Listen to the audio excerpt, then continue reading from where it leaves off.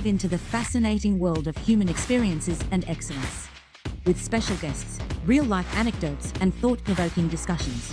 Get ready to unlock and tap into your absolute potential with your host, manifestation coach, Bobby Couto. Ladies and gentlemen, welcome to the Bobby Couto Show. I am your host, Bobby Couto, and today, my very special guest, Talos Farris. Welcome to the show. Hey, thank you, Bobby. I appreciate you having me on, man. My pleasure, brother. It's so great to have you here. You know, in the great words of my mama, she always used to say to me, Bobby, good things come to those who wait. And I know we've talked about this for a minute. You know, we've been in, situation. It's like, finally, you're here, and I'm so grateful for that. You know, we've had the opportunity to chat a little bit before the show. And it's funny because I want to intro the show, and I'm typically come in and I'm all like this crazy high energy, and I just want to keep the cadence because, you know, your tone is so great, and I just know that people are really going to enjoy this opportunity to hear about you, hear about your journey. You know, you've been through so much, sir, like coming from, you know, Atlanta, Georgia, you know, landing here, like Newport, Rhode Island, landing here in Fall River and deciding that you want to, this is where you want to be. And not just you, but your life, you know, your life partner as well. You know, she's on the school committee. That's and, you know, shout out Chanel. Like, we really appreciate her and all her effort that she's doing. Yeah. So you are a family committed to the growth of this city, brother. And I am so humbled that you would take the time to come in today. Thank you. I'm the one that's humbled, man. I appreciate you having me on the show. Thank you. Thank you. So, I mean, obviously, this is like hitting the ground running. I know for you, you're a quiet guy. You know what I mean? I say this all the time. Those who do the most always say the least. You know, and the show is really built on one fundamental reason, and that fundamental reason is that struggle to success, right? We all end up here. We all end up in this place where we find that, hey, wait, this is where I belong. This is where I serve my purpose. This is where I want to serve my community. And you've had the journey. You've been through it all. You served the military, man. You couple of combat deployments, man. And we could talk about all those things. But, you know, most importantly to me, what I found in, you know, doing the research is that, you know, the people that care about us the most are the ones that call you Doc, right? They know the real Talos. They were there with you. Right. And it's the true expression of the man and the hero, the person who gives up. Listen, it's the ultimate sacrifice, Talos. You know, there's a good chance you might not be here, my friend, but here you are, and you've taken all that with you. You've sat down, you said to yourself, you know what? Not only have I done this, but I'm not done yet, and I want to serve my city. I see that this is not. We need change. We need change. Agreed. It's so obvious. 13 years of the same. You know, these are the results. You know, and I find it. We probably waited too long, Talos. I think we've gotten here, and now we're like, oh my God, I can't even drive down the street. And so here we are. It's bad enough. You're like, hey, listen, it's time for change. What motivated you, Talos, to be here? What motivated you to decide, like? Wow. The motivation stems from a bunch of different things. Like you mentioned, you know, I served active duty in the military for 15 years, the combat tours to Iraq, and it's just a culmination of a bunch of different things. I think my struggle with homelessness, my struggle with trying to find my place back in society after military service, all of those things kind of led to me being where I am with my feet right now. Just to kind of go backwards a little bit, my dad was my hero, okay? I'm not one of those guys that grew up idolizing rappers and sports figures and things like that. I was estranged from my father for a good while growing up. And when things were at their worst and me and my dad were separated, there was a point when I was around 11 or so where I was left on my own. Okay. And I think that experience really shaped who I eventually became. Once my dad actually you grow a sense of dependency, right? Like you got to take care of yourself, right? Boy, you better believe it. Right. You better believe it. So 11, the family set up the way it was. Things kind of hit rock bottom for us. And so it was like a bad decision or a worse decision. And at 11, I kind of told my mom, yeah, I'm not going with you. I'm not going where you're going, because growing up in the projects in Atlanta, you see a lot. Atlanta's a massive city, and I grew up in the city of Atlanta in the projects. And, you know, you see poor people going through poor people things, right? There's drugs, there's alcoholism, gangs and prostitution. You see it all. And you see that stuff at an early age, right? So, if you're from a place like New York or Atlanta or Detroit, LA, those are the kind of things you see when you grow up in a large city like that. Even Boston, I'm sure. Mm-hmm. But that time I spent alone trying to figure it out for a good while, I think I got into some kind of fight or something, because that's who I was. I moved a lot as a kid. Yeah. And when you were in a big city and you move a lot, every school that you go to, it's like you got to reprove that you're worthy to be there in that neighborhood, in that town, even though you're in the same city, right? So, I went through that, and while I was on my own, I got into a really, really crazy fight, and that's when I think the school reached out and finally got a hold of my dad and was like, And you're hey. just 11, 12 years old? Yeah. So by the time the fight thing happened that made them reach out to him, it had been almost a year on my own. And I'm doing whatever I need to do to make it. I had already seen all the wrong things in life at an early age. Sure. So I know who to talk to, how to get what I need. So, at that point, it wasn't a struggle of being outside per se. But I definitely was living too much of an adult's life at a young age. Sure. But that's what you were exposed to. That's very true. Right. Very true. That's what I was exposed to. Right. So, and I'm not knocking my mom. I love her dearly. Yeah. Strong woman. She did what she could do. The fish in the water will learn to swim, I mean? brother. Like that's. But we all, it's an age-old story, man. Sure. Especially for people that grow up and come from lesser means. Yeah, right. Sometimes your parents go through things. Yeah. Right. And we either sink or we swim. Right. And it was different then because it was industry, right? It was the textile industry.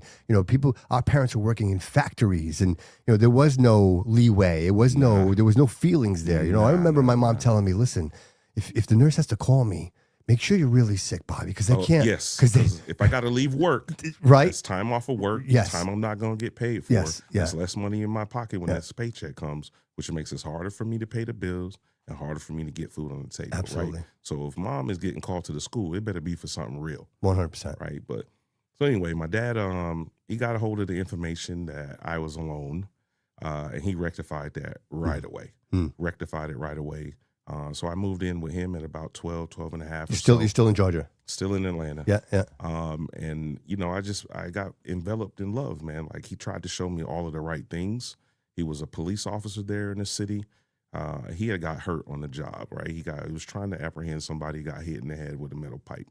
So I had to watch my dad relearn how to walk, talk, write, read, everything. I had to learn how to be a person again, right, from that injury. So, I learned a lot watching him go through that struggle. But yeah, he pulled me in, and, he steered me away from the gang activity that I was getting too close to flirting with. Yeah. He said, the only gang you need is in this house. It's the only gang you need.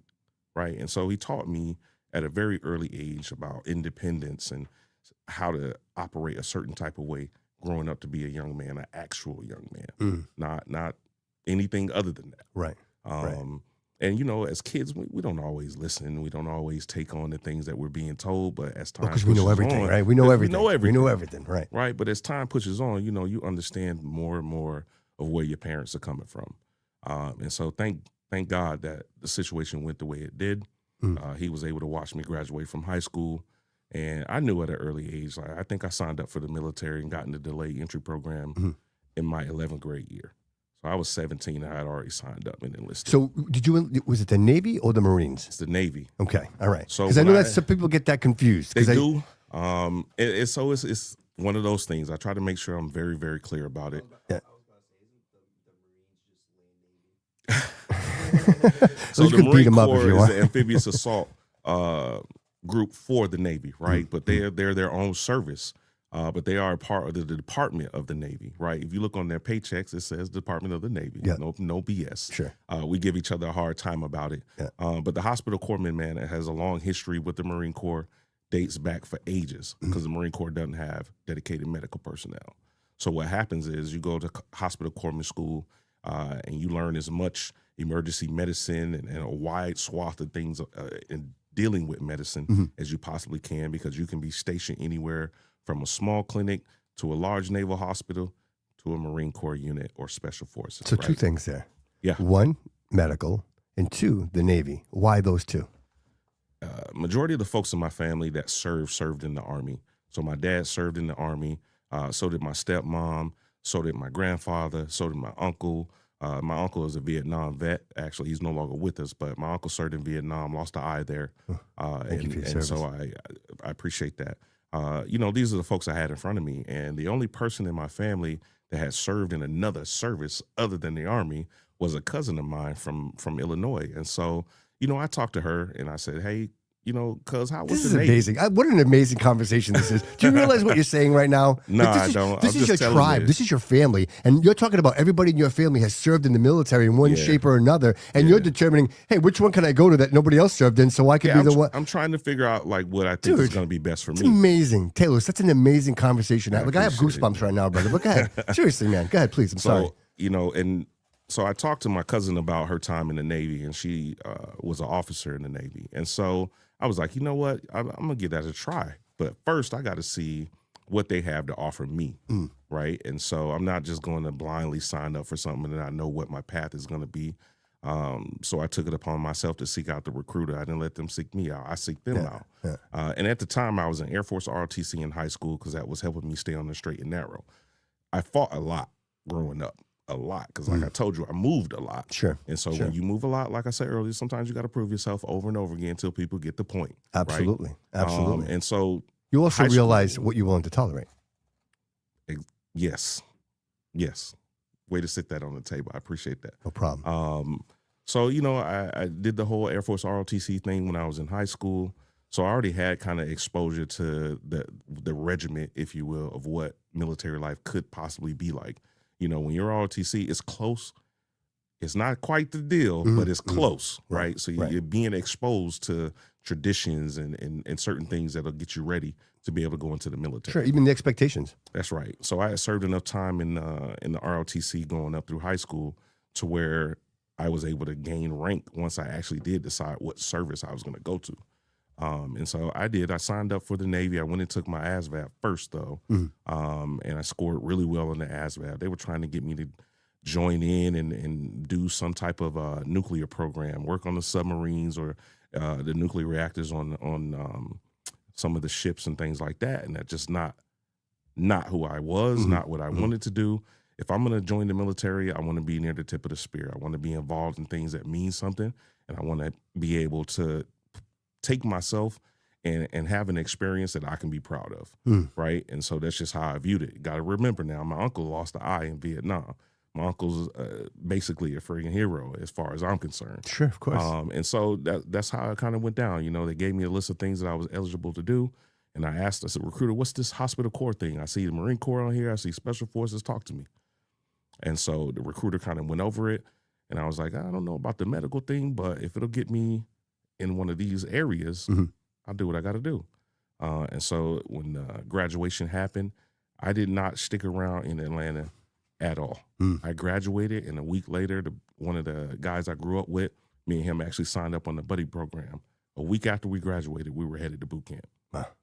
So we left Atlanta, went down to the processing center, and then before you know it, we were off to Great Lakes, Illinois. We did our boot camp training up there. And then I went across the street to the Corpsman A School, is what it's called. And so you're going to go there, you learn all about the basics of what they want to teach you about medicine and how to operate in a hospital environment and a field environment to a certain extent.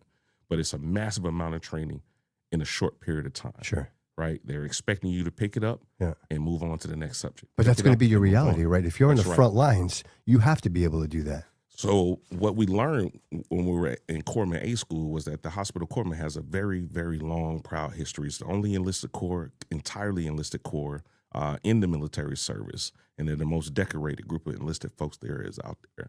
And so these guys have served alongside Marines, the Army, you name it, they've been there.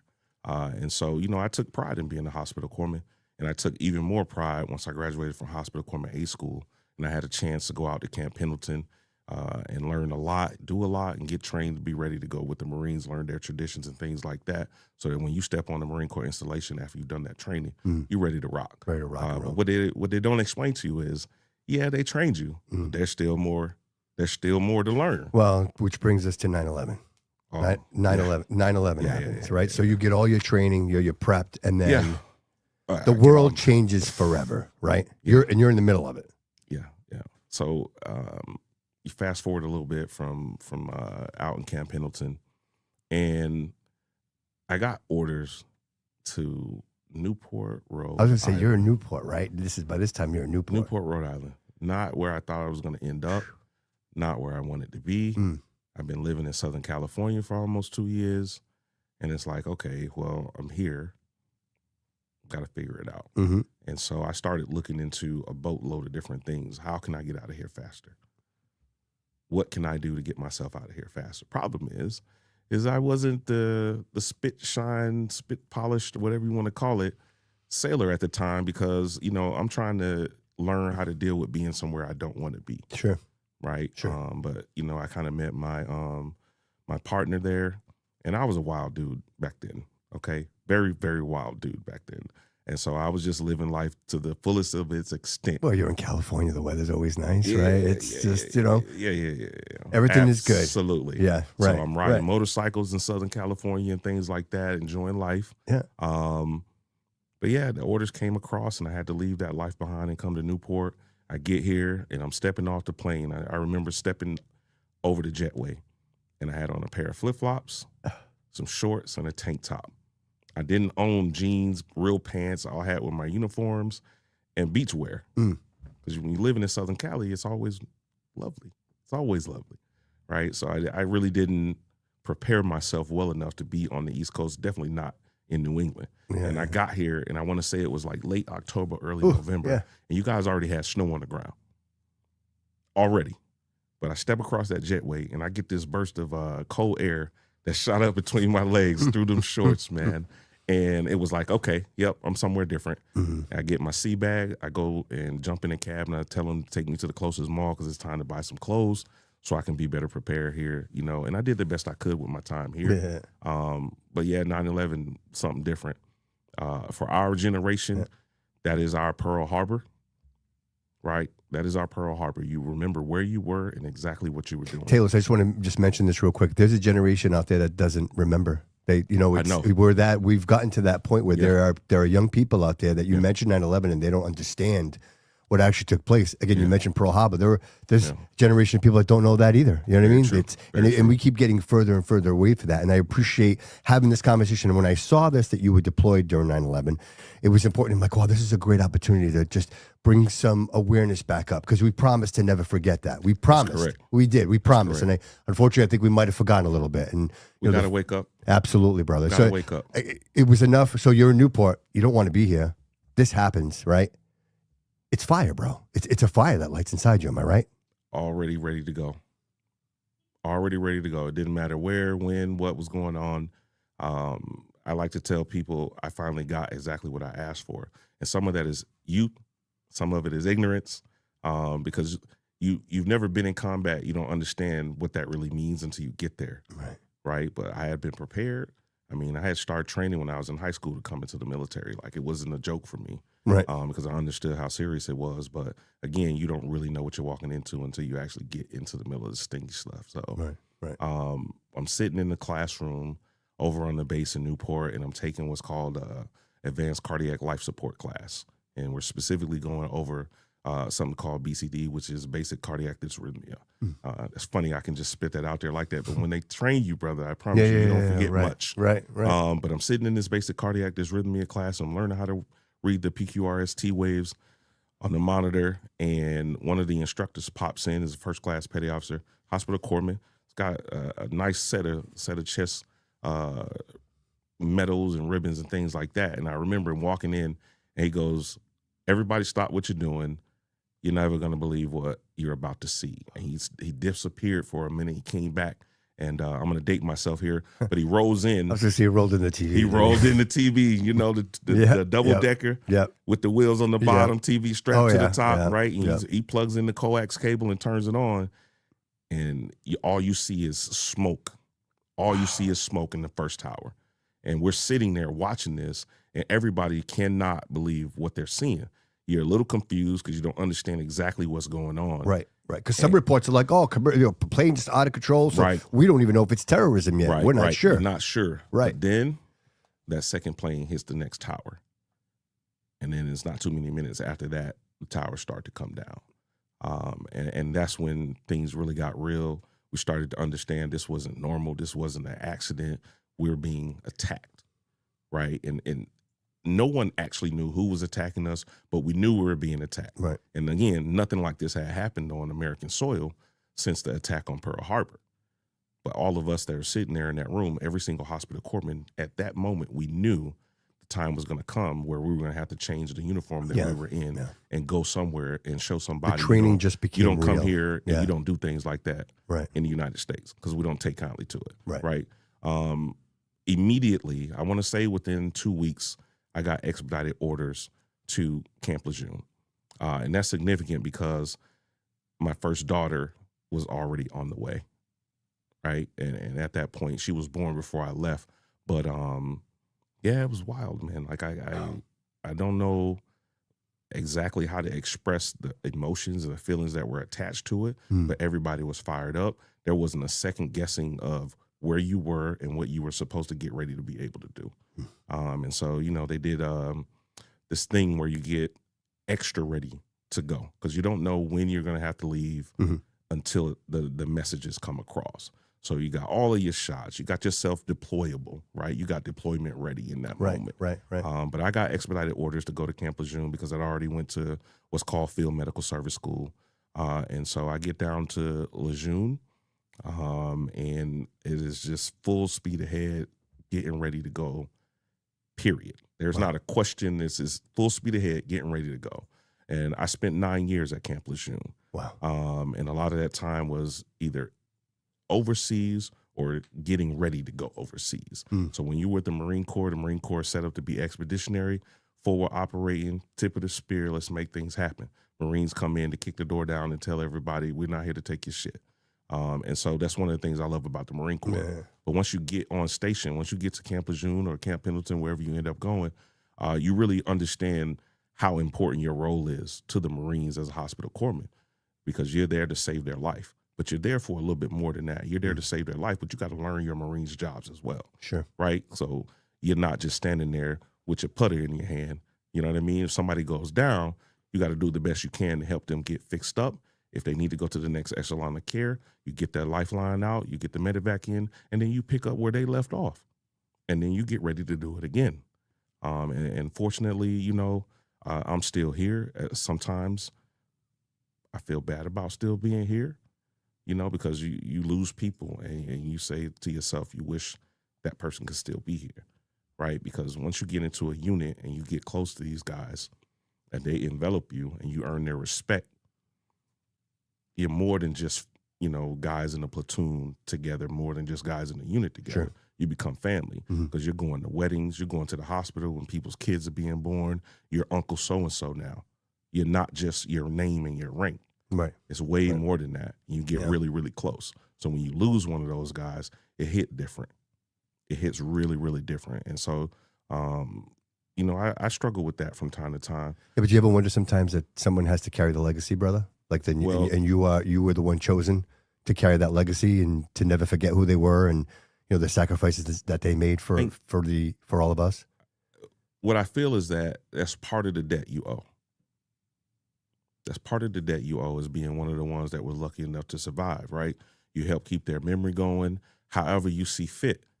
For me, it's like trying your best to stick up for veterans here in the city, remembering that they're no longer here, so you celebrate things they can't celebrate, and remembering that, you know. So I do the best that I can with those things. I'm not perfect, man. I'm flawed. I'm a human being. Absolutely. And none of us are perfect. Right. So I keep that in the back of my mind, but it took me a while to get there. I'm not going to lie to you, ever. It took me a while to get there. After those deployments, my body started to break down, and I had to call it into my service. I struggled, man. I struggled mightily. I struggled trying to understand how I could fit back in society when this is all I knew. When did you come back to Newport? Was that where you? No. So I stayed in Camp Lejeune for 9 years. Yeah. Okay. So this is post deployment. Yeah. Post deployments, and there comes a time when they tell you got to go somewhere else. You can't stay here your whole entire career. Yeah. Right. And so it was time for me to go, and I know I had seen probably too much. You know, when you put your hands inside another human being trying to save their life, and you're not always successful just because it's just not written in the cards for you to be able to do it. Sometimes the injuries are too traumatic, they're too severe, and you take it personally, especially if you're a hospital corpsman worth your weight. You know, if you're worth your salt, you're going to take any loss personally because your whole job is to help save your Marines. And if you can't save them, you better make them as comfortable as you possibly can before they check out, right? And so I did. I took that stuff personal. It was a badge of honor, and I carry that with me even to this day.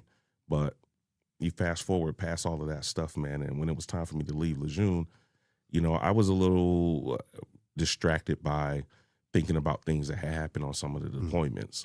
And so I was going through, me and Chanel weren't together at that time. Okay. And so I was struggling. So there's some PTSD. You've got some. I didn't know that. This was a different time. Because you're strong. Yeah, you're a strong man. This was a different time. I can imagine the strong brain not. This was a different time. Mental wellness and mental health wasn't a priority. We can't allow it. No time for that. I think we had done 2 or 3 deployments, man, before we even got a questionnaire on anything regarding anything revolving or even looking at anything close to mental health, right? And so by then, we were laughing about it. It was like, oh, now you guys want to question us? Sure. We're fine. Yeah, right.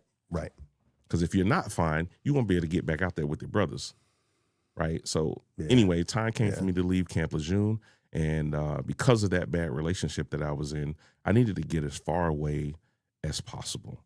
And so I took orders to Guantanamo Bay, Cuba. What? Yeah, so I took orders to Guantanamo Bay, Cuba, and one of the units I served with in Iraq, one of our jobs was to transport enemy prisoners of war. Right. And every now and then, at this time, it was to get them. So I'm going to say everybody from 9/11 is there. That's where they sent everybody, was to Guantanamo Bay. They're all there. Absolutely. Wow. So I take orders to Gitmo, not thinking, just wanting to get away from everything. Yeah. And not for nothing though, Gitmo was probably one of the best decisions I ever made going there, because it allowed me to kind of breathe a little bit. But it also was the first chance for me to understand I had went through something and I wasn't the same person again. You know, it's difficult sometimes to recognize when you have injuries that you can't see, right? And so at the time, sleeping was a real issue, you know, and some people say fake it till you make it, but yeah, but no. So I'm in Guantanamo Bay. I'm running the radiology department at the hospital. I'm responsible for the radiology stuff over in the camps where they kept the detainees. And so I had to go over there from time to time, check on the personnel, check on the equipment, different things like that. And I go over there and I see one of the dudes that we helped ring up, right? And he loses his mind. He loses his mind. He's banging on the freaking glass. He's cutting up real bad. And it was just like one of those body jolts. Like I knew one of those. I knew I was a ghost. Up until now, it's a ghost. They I don't knew really eventually I was going to bump into one of those guys because I had to go to the camps and everything like that. But it was one of those moments where I kind of had a jolt to myself, and I didn't process that well. And so I'm self-medicating, and you know that came in the form of enjoying some drinks with the boys. And it got to a point where it was like, "You're doing too much, brother." Slow down. You're doing too much. What's wrong with you? And so I was very fortunate. My senior enlisted leader down in Guantanamo Bay happened to be at my previous command at Lejeune. And he was on what's called a twilight tour. He was doing his last tour of duty, and he decided to go to Gitmo. So he has a baseline for you. He knows exactly what I got going on. He knows exactly what I got going on. Old salty dog. And he comes up to me one day while I'm doing my due, leading the troops, doing PT, and we had just got done with PT, and Master Chief pulled me aside and he said, Doc, I'm gonna need you to come sit down with me a little bit later on this evening. And I'm like, Master Chief, you need me to do what? That's not something you really do. Right? And so I got Master Chief welcoming me to a sit down. I'm like, all right, I done fucked up somewhere. Just trying to think back, what did I do, right? And it still hadn't dawned on me what he was noticing. And then, I went and had to sit down with him. Master Chief told me flat out. He said, look, you show up every day with your uniform pressed and ready to go. You're leading the troops, but you're not the same corpsman that was in Camp Lejeune, and I can see it. Your eyes are telling on you. He said, you're drinking at night to sleep, and you don't got to say yes. I'm telling you, I know that's what you're doing. And he said, I can only tell you that because I've been there. He said, I want you to put it down, and I want you to talk to somebody because the drinking is not the problem. And he was right. It wasn't the problem. Wow. Right? And so that was probably the first time I opened my eyes enough to hear and see and understand what was really going on with me. But, you know, I started talking to somebody at Lejeune, in Guantanamo Bay. But time there is short-lived. You can only spend about 2 years there. You even have to request more time to be able to stay there for 2 years, and I did that. Yeah. So I had already extended to be able to be there the max amount of time I could. But while I was there, you know, I accomplished some good things too. You know, I helped transition the Naval Hospital from using a trailer for their CT machine to completely retrofitting the entire radiology department with brand new equipment. I kind of got the government some money back from a bad plan somebody before me had put together, and we got CT inside of the hospital instead of being in the trailer. We upgraded the services basically, and it wasn't just some BS upgrade. It brought top of the line technology to Guantanamo Bay, Cuba, which was unheard of at the time. No kidding. Okay, the only way you were getting this type of service was back stateside. So I got us at the time a 32 slice CT machine brought in and put inside the facility, which was massive. And so I left a decent legacy behind there. I also started the Junior Enlisters Association there, which gave the junior troops an opportunity to form a group and kind of lead themselves, but do good work on the base there, right? Because everybody's on that base. Right. Your civilians, military, the Army's there doing support operations and things like that. So, you know, we had to find our way, but I helped start that group. Absolutely. There. And if anybody knows, like I'm in the industry, so I know CT and cancer treatments and how important all that is. So for those who don't know, that's life-changing. That saves lives. You're saving lives. We had brother. the biggest, we had the most capability in the Caribbean at the time because of that upgrade. Wow. And you're doing this while you're drinking at night. To sleep. Imagine that. Amazing, I remember man. Chanel came down to visit me while I was in Guantanamo Bay. She's amazing, by the way. I hope you don't mind me saying she's an amazing human being. She is. We'll talk about her a little bit because she is an amazing individual as far as I'm concerned. I don't care what anybody else thinks. I know. But she came to visit me while I was down there, and I think it was around 4th of July or so. And I think she started to understand at that point I wasn't the same person either.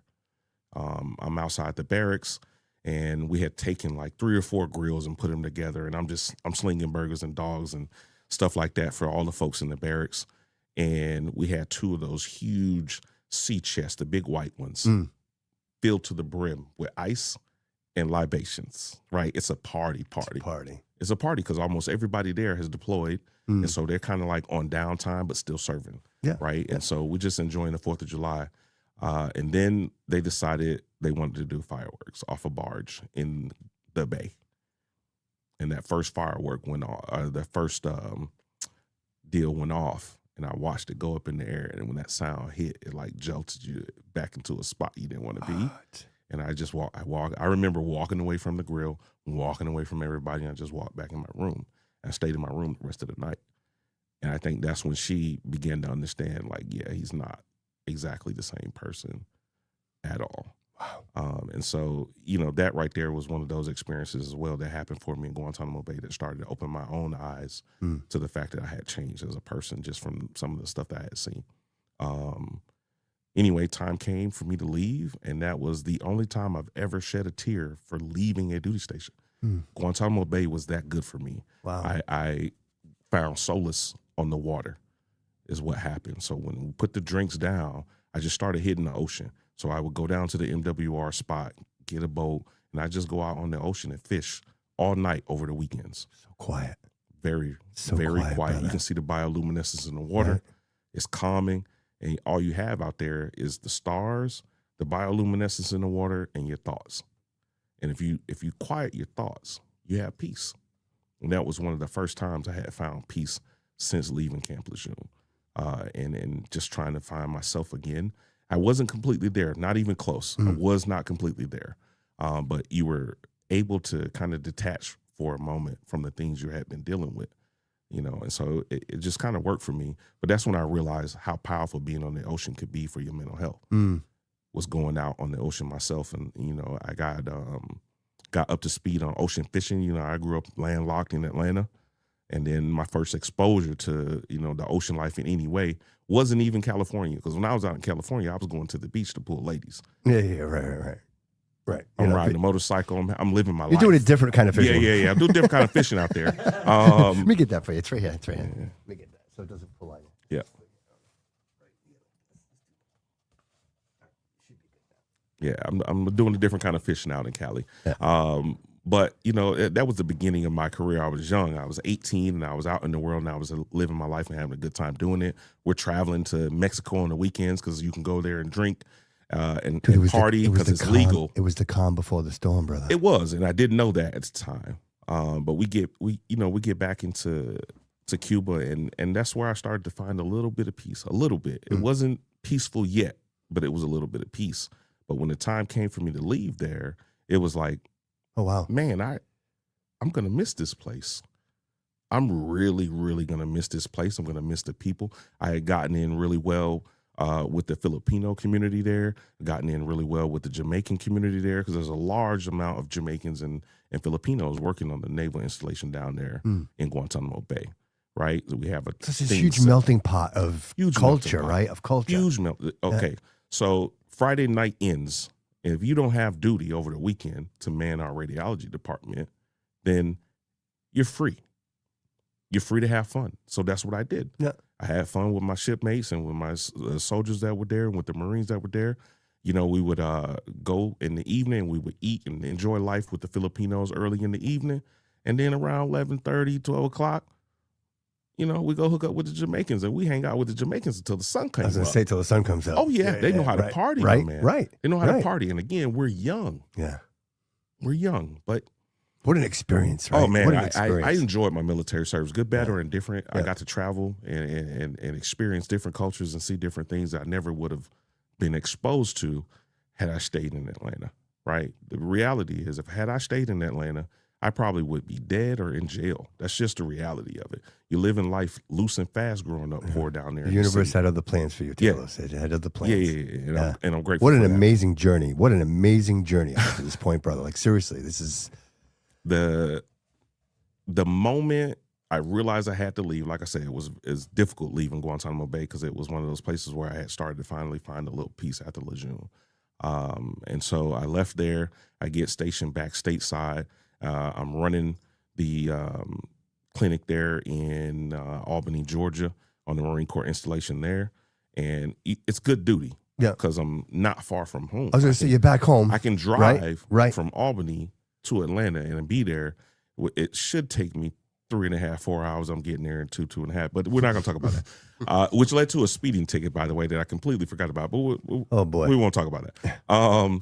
But it was another great experience. But that's when I realized, like, the toll that being with the Marine Corps side of things really had started to show itself. And again, I was trying to ignore it. I actually had spent enough time there where it was time for me to pick orders and go to another duty station. And I was about to be stationed at MARSOC, which is the Marine Corps Special Operations Command, back at Camp Lejeune. And I was really looking forward to that duty, because it was one of those things on my checklist of, I got to get there, right? I want to make this a part of my career. But unfortunately, I had a run-in with a civilian that happened to be a reservist. And one of the things I'm never, ever good at is doing the bobblehead thing and going along with the program. And she had this thing where she would make the corpsman call her captain. You're not in uniform, ma'am. You're a civilian out here in here. And I never went along with that. And so she made it her life's duty to figure out how she could help screw the kid over. But anyway, some kind of way she got into my medical record, and she made it known I had too many deployments, and I hadn't been screened for mental health and a couple of other things. And it was like, okay. So before the command allowed me to leave to go to MARSOC, I had this screening done, and they felt like I had too many deployments, and they had a couple of other questions. And so they were like, you know what? No, you're not going to be able to go to MARSOC. As a matter of fact, the Navy is downsizing. The hospital corpsman rate is a little too big. So if you want to stay in the military, you've got a couple of choices. And one of them is you could become a musician, you could become a Navy career counselor, or you can bow out gracefully. And so I did not take that well at all. I didn't take that well. I didn't process it well. I felt like I should still be in the fight. I felt like I should be afforded the opportunity to go to MARSOC and start back deploying again so that some of the younger cats didn't have to do it. Do you still feel that way now? Do you still absolutely like today? not. You still feel that way? That No. My body wasn't holding up the way it was supposed to be able to be in a position to be useful. And I think had I gone to MARSOC and not been healed all the way, I would have been a detriment and somebody might have gotten killed. And so, again, it's one of those where in the moment you don't realize it, that things are working out the way they're supposed to work out. But this was kind of on short notice. Mind you, now I'm getting ready to change duty stations, and it didn't work that way. And I definitely wasn't about to become a Navy musician. So I bowed out gracefully and went on my way, but I wasn't ready for it, And so I leave there, and I call myself going back home. That didn't last very long. I actually ended up in Florida. So I leave the Marine Corps installation. I end up going to Florida. Oh, what a punch in the gut, bro. And, I'm just trying to figure out where I fit, how I fit. Yeah. And I still wasn't ready to be out of the military. I was angry. My boys are deploying. I'm not there with them. Like, all that is running through my head. People don't understand what's going on in the world right now. They're taking too many things for granted. I specifically remember being in line at a Starbucks, and this lady was losing her mind, 2 people in front of me with the barista, and the barista was a young cat, probably maybe 20. She's losing her mind with the barista over what he put in her drink, right, over her coffee. And it was very disrespectful. But I remember in that moment, I remember saying to myself, this chick has no clue what's going on in the world right now. You're sitting here berating this kid over an ingredient in your coffee, and there's people deployed right now losing their life. Perspective, brother. Right? Perspective. But that was on me, though. Sure. I was expecting a civilian that had never served, that didn't care 2 shits about what was going on overseas, to understand that kind of perspective that I had. And that was me. That was on me. That wasn't on that person. True. Right? True. But at the time, you're processing life because you're trying to figure out where you belong, how you fit. Absolutely. And so I got to a point where in that moment I was like, what is the world doing right now? What are people doing? I was extremely disillusioned. I had lost faith in humanity from looking at all that death and destruction overseas. And that's on both sides, not just on our side, on both sides, right? War comes with a cost. Absolutely. And that cost is the lives of the better part of us, our youth here in the United States. The less than 1% of the population signs up to become active duty personnel, right? And so these are some of the youngest, some of the brightest we have to offer. And they go overseas and they're losing their lives to be a part of this war. And it wasn't for nothing because we had been treaded on. But not understanding that everybody didn't appreciate it the same way I did was on me. But it was a difficult time. It was dark. And eventually it got to a point where the money ran out. I was living in my vehicle. It just wasn't cute, man. It was not cute. It was not for show. It wasn't funny. And I tried to go back to Georgia to be with my family there and try and help out in some kind of way. But after about 1 too many resumes being put out and 1 too many job applications and not being picked up or getting told, oh, you can be a janitor. Yeah, no, that's not going to work for me, boss. Appreciate it, but no, thank you. Yeah, I ended up on the street, man. I hit it well. My father had no clue. At the time, he had no clue that I didn't have anywhere to stay. Wow. And you don't want him to know, right? I don't. You don't want him to know. I got a shit ton of Right. respect for my dad, Right. and I would never want him to think that I had just given up. But because I hadn't at the time, not yet. But there did come a point after the point where you can no longer pay for that car that you're living out of, that nobody realizes you're living out of it, and they take that car. It's bad at this point. How long are you doing this? I think it was a period of about 2 to 2.5 years. Wow. Talos. And there came a point where I'm sleeping on a bench in one of the parks there in the city in Grant Park, and I'm watching a homeless dude get pressed. I guess he had owed somebody some money, and they're pressing him and stuff, and it just wasn't a good look. But you see things on the street, man, you'll never forget when you're sleeping outside. When you take that experience and have to figure out where your next meal is coming from. And sometimes that means you got to snatch a meal out of the trash can, brother. It changes who you are. Because I have to ask you, where does it come from? What's the moment that you're like, this is it? Like, I can't do this anymore. Like, I need, when does that moment happen? It's on the show, I always call it the absolute, right? It's that moment in our lives where you're at the absolute worst possible situation for yourself, where you realize there's only one way for me to go. My oldest daughter suffered not having me around a lot because of the deployments and the decisions I made after getting out of the military, and struggling with my mental health and struggling with understanding my place in the world and in society again. And it was a visit where, I had the opportunity to see her, and I hadn't seen her in a while. And I don't know, something Mom said, you're better than this. I don't know what you're struggling with. I don't know what you're going through, but you're better than this. Get your shit together.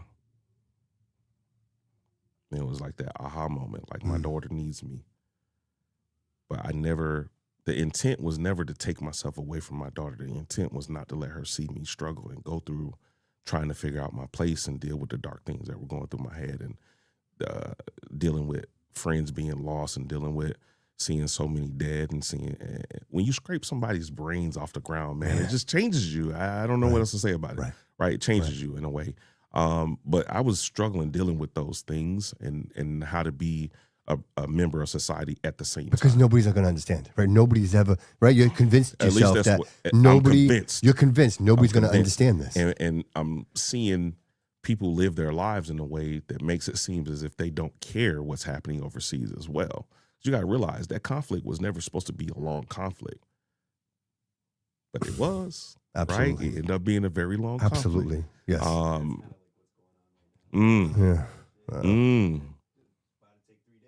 Well, we're not going to speak on that right now, but yeah, the cost is the cost, man. And so I get to a point where I'm like, you know what? She is not lying to me, and I need to figure this the fuck out.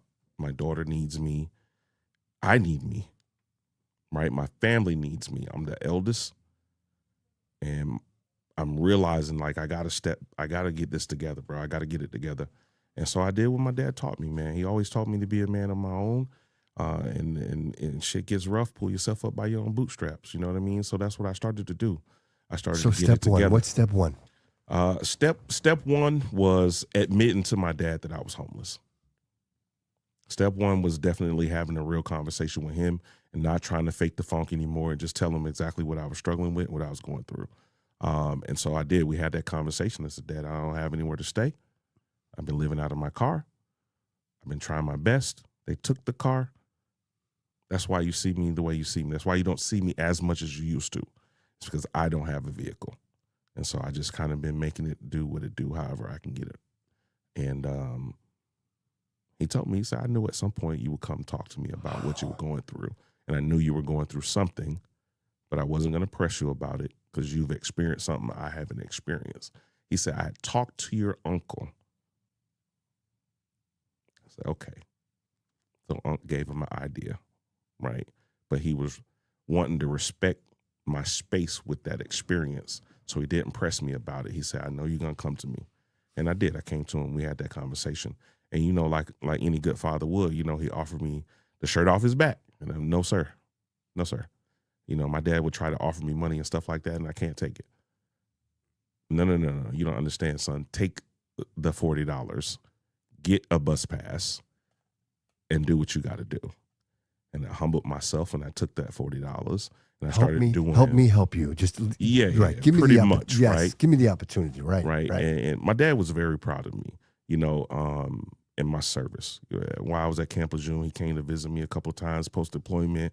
And I think that's one of the few times I seen my dad like truly, truly happy, like really happy. Me making it back home from a deployment, him being there, bringing my sisters, my stepmom, and just us all being together. My daughter was there visiting, different things. Then more importantly, what did that do for you? to have that support. Yeah. Because I think ultimately, Taylor, I hope you don't mind me saying this, I think through all of this, that's been the force behind everything you've done. I didn't see that in the moments where I needed to see it the most. I didn't see that.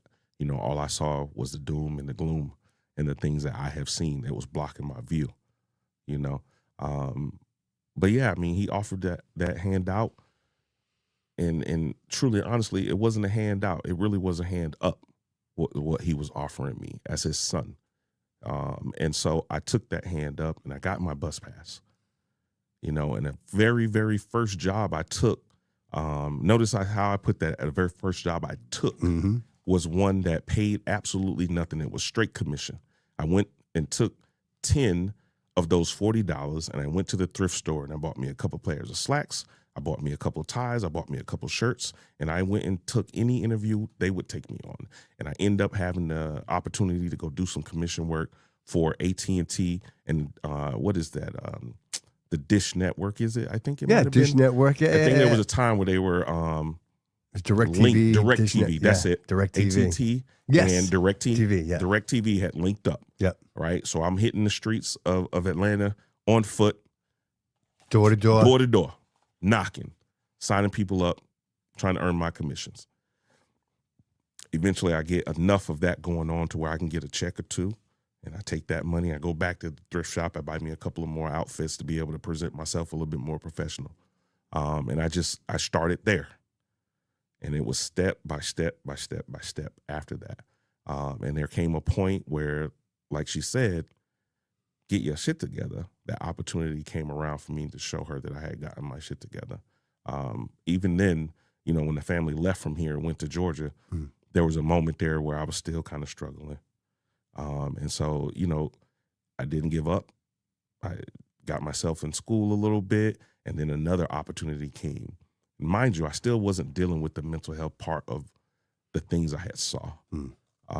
And so, but you got to get started. Like something you like get this started is somewhere. right. You got to get started. Right. Like get a foundation going. That's here. right. Right. Luckily, I had taken a step in the right direction, and I finally gave myself the opportunity to take advantage of one of the benefits I had earned, and I knew my body was busted up. And so I reached out one day after walking. Walking. Oh my God. I'm walking from work to school. And one of those days was like a real bad day. One of the execs at a place where I was working with had a bad day, and it bled over into my environment. And I felt bad for the guy sitting next to me, and I kind of took it on personally. You know, some of us are wolves, some of us are sheep, and some of us are sheepdogs, and I consider myself a sheepdog. And this dude was being come after for no apparently good reason. And so me and that executive had a couple of words, and I told him, I was like, you can tell him what he did wrong, but you need to do that in a way that's respectful to him as a man and as a human being. And if you don't like what I'm saying, we can talk about it later outside. Just cut it raw. Yeah, absolutely. You know, and I'm at a job, man. I'm in a professional setting. Yeah. And white collar dudes don't always take that kind of stuff well. They wanna go to HR, and they want egos, brother. He didn't take it that way. Egos. He didn't take it that way. I earned a shit ton of respect from this guy from having that conversation with him. And we end up being halfway decent friends afterwards. But on that day, I just felt like, man, I overstepped. I was overcritical of myself leaving the job. So I'm walking, and I pick up the phone, and I say, you know what? I put in a claim to the VA so long ago, and I've never heard anything about it. It's been years. Never heard anything about it. And come to find out, my stuff had been sitting on somebody's desk here in Providence that had quit. And I was one of many. And apparently Congress was already involved, whatever, but I was one of many. But I made a phone call to the IG, Inspector General's office, and I just let my heart out over the phone, and then I hung up. And 2 days later, somebody called me back and said, we got you. We're going to take a look into this and figure out what's going on. And sure enough, that's what happened. They figured it out, and it was at that moment that little bit of money from the VA started to kick in.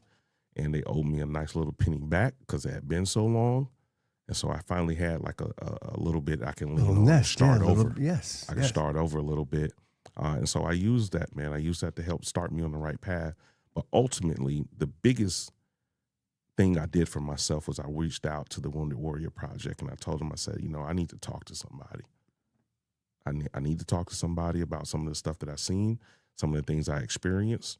And that was the beginning of me truly like turning the corner, so to speak. I got to a point where I got comfortable talking to somebody every week, just letting it out, not holding back anything. We had built a little bit of trust, and I started to get to a point where I can sleep for more than 3.5 hours at night now because I'm getting some of this stuff off my chest, whereas I had been holding it so tight and so close, and I wasn't sharing with anybody. Yeah, if you don't share it, you own it, brother. Ooh. Yeah, if you don't share it, you own it, Right. brother. So, I did that for myself, but it was bigger than that because what I didn't realize in the moment was I was doing it not just for me. By freeing myself of some of that baggage, I was making myself more available to my family. I was making myself more available to the people that actually cared about me in some real capacity. And so that was the beginning of the steps, man. Eventually, I found another opportunity. I took a job through a program with Wounded Warrior Project at Walmart, stocking shelves overnight. And I went from doing that to becoming a manager. And from that came another opportunity that I saw. And I was like, you know what, bro? You need the money, take it. And so I got an opportunity to work for Kaiser Permanente. Yeah, well, this is kind of like your entrepreneurship, right? This kind of started a couple things for you, right? Kaiser Permanente opened a door for me, man. And what it did was it got my juices going again, like a little bit of fire, just enough. I wasn't full-fledged on fire. It was just enough to say, you know what, bro, you can do this. You can do this. You can come back from anything. You can come back from anything. And so I put that professional hat back on, and I'm doing benefits advising for Kaiser Permanente during the day. Take my time to go home, take a quick nap, put a lunch bag together, put on my overnight working clothes, and go to Walmart and work overnight. And when I would get done with that shift, I go to the gym, go to use the shower, change into professional clothes, and back to Kaiser Permanente during the day. What's significant about that for me is I was burning the candle at both ends, but with a purpose, right? I was trying to get myself started again. Yeah, exactly. Trying to get myself started again, and doing that, I started believing myself again, and I started coming back close, I think, to the person I was supposed to be at some point in my life, right? And then I got another big whammy. I had already lost somebody in my life at that point. And then I found out my dad had stage 4 lung cancer. He wasn't a smoker. And that kind of sent me back down that dark path a bit again, because you got to realize this is my hero. Me and Chanel did everything we could to make him comfortable for as long as we possibly could. I am grateful for the simple fact that I had gotten my shit together enough to have a place where I could put my dad up in our front room in his hospital bed while he's going through hospice. I think we extended his life another 3 months just by having him there in the house with us. Chanel did an amazing job of helping take care of my dad while I was working 2 jobs. My girls were at his bedside every single day, and he was surrounded with love, and he got to see his grandkids every single day before he left this earth. And I can't be more grateful for that. I can't be more grateful to Chanel, and I can't be more grateful and thankful to myself for having, enough belief in myself to at least attempt to work the shit out of myself, to be in a position to be there when my dad needed me most, and so that experience was everything, but it also broke me a bit, because you got to realize I'm watching my hero struggle mightily. He's going through chemo treatments and things like that. And, he still got a smile on his face. He's still cutting jokes. He was there for Thanksgiving, and he had the biggest plate, man. The biggest plate. It wasn't going nowhere. It was going right through him, but he had it. Same thing with Christmas. And yeah, my heart was full in a way, but it was being broken at the same time. Because you got to realize I got my family here with me now, but I'm losing one of the most important pieces of who I am as a person. He helped shape me in almost every way. Absolutely. Right? So you fast forward a little bit after Christmas, and he was no longer able to stay with us. And so we buried him. I buried an aunt. I buried a niece. And this is me telling you, I think COVID existed before they told us COVID existed. But it was after those deaths, and then my mom, after we moved back up here. We had moved back up here, and we had to go back down to Georgia to bury my mom in the middle of COVID. And that right there was another one of those where we didn't end up burying her. She got cremated. But so on my mantle, I have my niece, I have my father, I have my mom.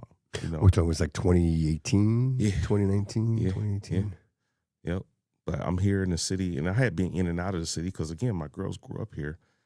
So I'm watching the city go up and down, and, you know, through these ebb and flows and through. Just real quick, can I just say something? Yeah.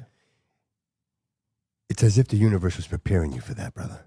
I don't know, but whatever it was definitely a ride. That's for sure. You know, it made you the man you are to be strong enough to carry that baton for your dad to literally reach over and be like, it's your turn, brother. And so maybe that was the case, Bobby. I don't know. It's what I see, man. It's what I see. But we come back up here. My middle daughter is severely autistic. She's nonverbal. And like I said, I got to a point where I was able to get us a home and stuff like that down in Georgia. And we moved into the best school district because I wanted only the best for my kids, but I also knew my daughter needed a lot of supports, right? And so I tried to make sure we moved into the best school district there in Georgia, but Georgia was nowhere near what we needed it to be compared to Massachusetts for these supports for an autistic child.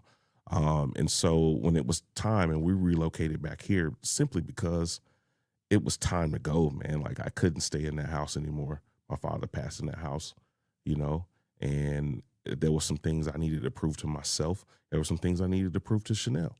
And so we relocated back up here, and immediately Anaya had the supports, my middle child. She had the supports that she needed in order to be able to start thriving again. And that was, you know, the kids are always more important than you are, or they should be. Absolutely. At least that's what my life has taught me. Your kids are supposed to be more important to you, even though I didn't always live it. That's what's supposed to be. And so from that moment, from getting back here in Mass, it was just like, do whatever you can to survive and be there with your family, support your family, and let them be there for you too, as best that you can. So I struck out doing my own thing. And then there was this opportunity that came in front of me over through BCC. The veterans director at the center up there at BCC approached me. He's like, you know, this job is coming available, and I know you quietly are in the background in the veteran scene. Now, everybody knows who you are, and you do that on purpose because you don't want to be dragged into certain stuff. But this is an opportunity for you to jump out there and try to help as many people as you possibly can. Or it's the universe calling again. Are you going to pick up the phone? You know what I mean? Like, and I told him, I was like, man, I'm not doing that. What do you mean? I'm concerned about my family and doing this thing over here. And nah, he just kept at it. He kept at it. And eventually I was like, you know what? All right, Denny, I'm going to put in for it. But even more significant than that, I think one of the other things that kind of got my fire ignited again while I was at BCC was watching the younger veterans in the Veteran Center there that were part of the Student Veterans of America chapter there. Watching these guys and girls around the table, man, really kind of lit a real fire underneath me and showed me that it was okay for me to fully jump in. Like, it's all right. It's all right. Jump in. You got a lot to offer. You've not been offering what you have to offer. Jump in with these younger cats. Get involved and show what you can do. And so I didn't, in the beginning, I just kind of sat on the edge and I just helped direct a little bit, right, and support. And then came my opportunity to lead through that organization. BCC was recognized on the national stage at the Student Veterans of America National Conference as a finalist for Chapter of the Year. And I had the shoulders of a couple of other presidents before me to stand on because of that. But you're talking about little bitty old BCC on stage with the University of Washington and Cornell and big boy stuff, not Taylor, that's small. not an accident. Taylor, that's not an accident. Not brother. something small, yeah, but that's because of what we were pouring into it, right? Absolutely. And so you move on from that, and that opportunity came that then he put in front of me. The city was looking for a veterans officer, and I had already had an experience with the veterans office there in the city, or whatever. But I said, you know what? Here's a shot. I'm going to take my shot. And so I put my resume and stuff together and went through that process. And eventually I was selected to be the Director of Veteran Services here in the Which city. you currently are That's correct. today. Yes. Yes. So- and it ain't all roses, man. You can't help everybody as bad as I want to. And it's not always as fluid as I want it to be. You know, we're trying to look forward. We're trying to be proactive. We're trying to do something different than what's always been done. And sometimes people push against that. And that's okay. I get it. You're afraid. Change is difficult for people. And sometimes change actually physically hurts people. Sure. But I promise you that any and everything that I'm trying to do is in a way and for us to move forward to make the scene better for veterans and their families here in the city. And again, it's not always perfect. Well, can I Yeah, go for it. Yes, sir. like once you enter the realm and you accept a position, it's a government job, It is. right? So it is. with that comes the bureaucracy. You're not, Okay. there's no way to avoid bureaucracy. So, you know, your heart's in the right place. You want to drive this forward. And there's always two sides to this argument. And one side of the argument is, well, if you feed stray cats, they just keep coming for the food, right? And then there's the other side of the argument says, don't feed them at all and they'll just go away.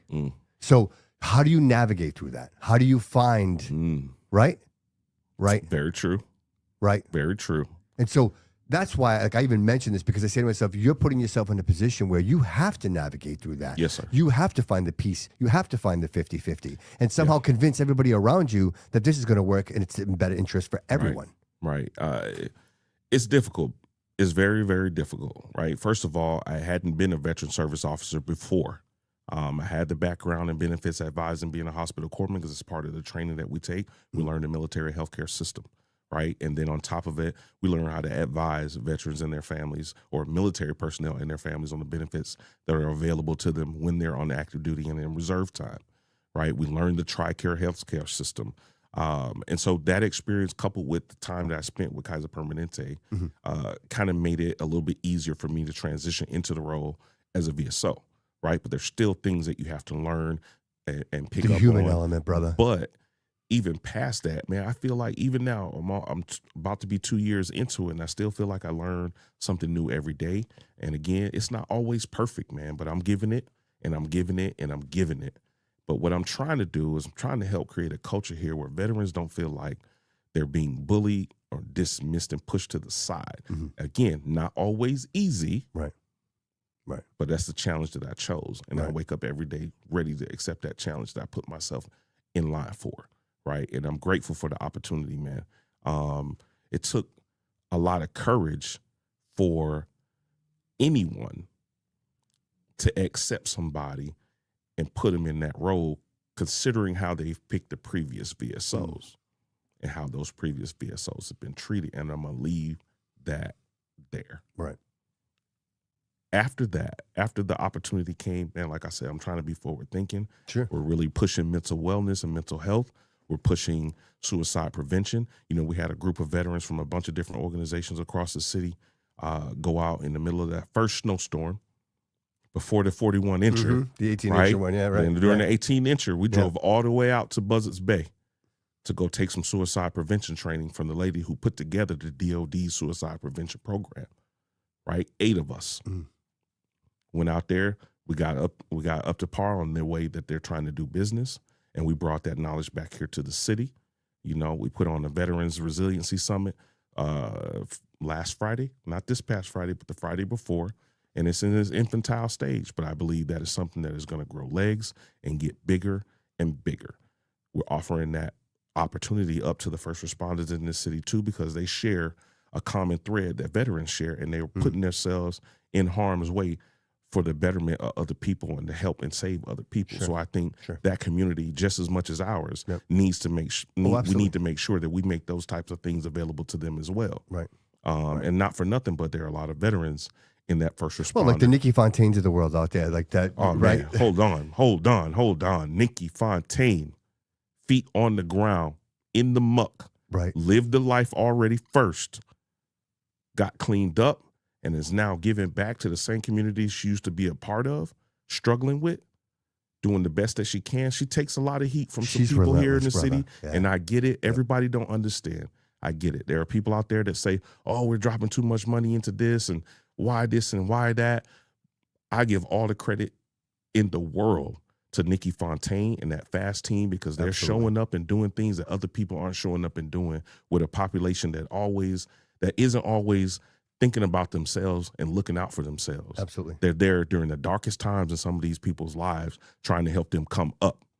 But Taylor, you're talking about them. It's you, brother. It's all of you together. Together, this is what makes it work. You know, Nikki's successful, but her success is contingent upon people like you that are committed to the goal, to the common goal, brother. I see it the other way around. But I say it vice versa. Same thing. It works together. Like, you both inspire each other. I had her sitting in that chair, brother. I had the opportunity to sit down with her, and I'll be honest with you, bro. I don't think anybody's touched me the way she did up until sitting down here with you, brother. Like, your journeys are absolutely amazing. Yeah. You know, and I think that everything that you've gone through in your life has set you perfectly for this right now. You are here to serve. You are here. This is your purpose, brother. You have found it. You know, you talk about me. They wanted you to be a musician, brother. Brother, you're writing symphonies, my man. You're writing symphonies, brother. And people like you, people like Nikki, that are selfless, that wake up every day, regardless of what time it is. You're gonna answer that phone, and you're gonna serve, brother. You're gonna serve, man. Trying to, man.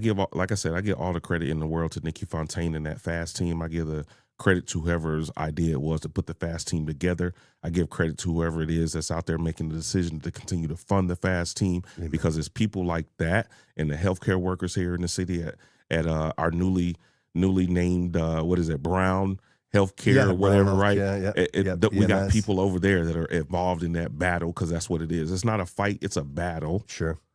To help our less fortunate people here in the city that have these problems with substance abuse and mental illness. And I think we need more support, period. We need more support, flat out. And that doesn't mean that support has to come from the city, because the city is already doing what the city can do. Right. And what a lot of people don't understand is that there are more things being offered than a little bit to this community that needs this help, but not everybody is in a place or position to be able to mentally accept that help. That's it, right? You just get it. The mental health, brother. A lot of people don't have the mental capacity to understand their situation. They just don't know. That's right. And I think if most people would just accept that, they would realize, because you know what? Most people are like, well, go get a job.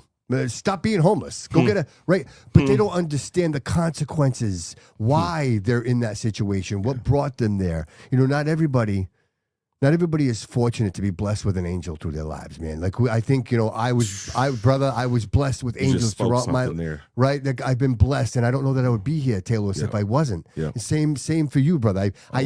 Somebody definitely been looking out for me. I'm supposed to have been dead a couple of times. Right. And so these people, they might not have had that opportunity. They might have, you know, their angels might have passed before they had an opportunity. So, you know, I think, again, I think it's something that, it's not just willy-nilly. We don't just go out there and throw money everywhere, but I think strategically and understanding, you know, the mental health crisis that we have. There's obviously a substance abuse crisis that we have.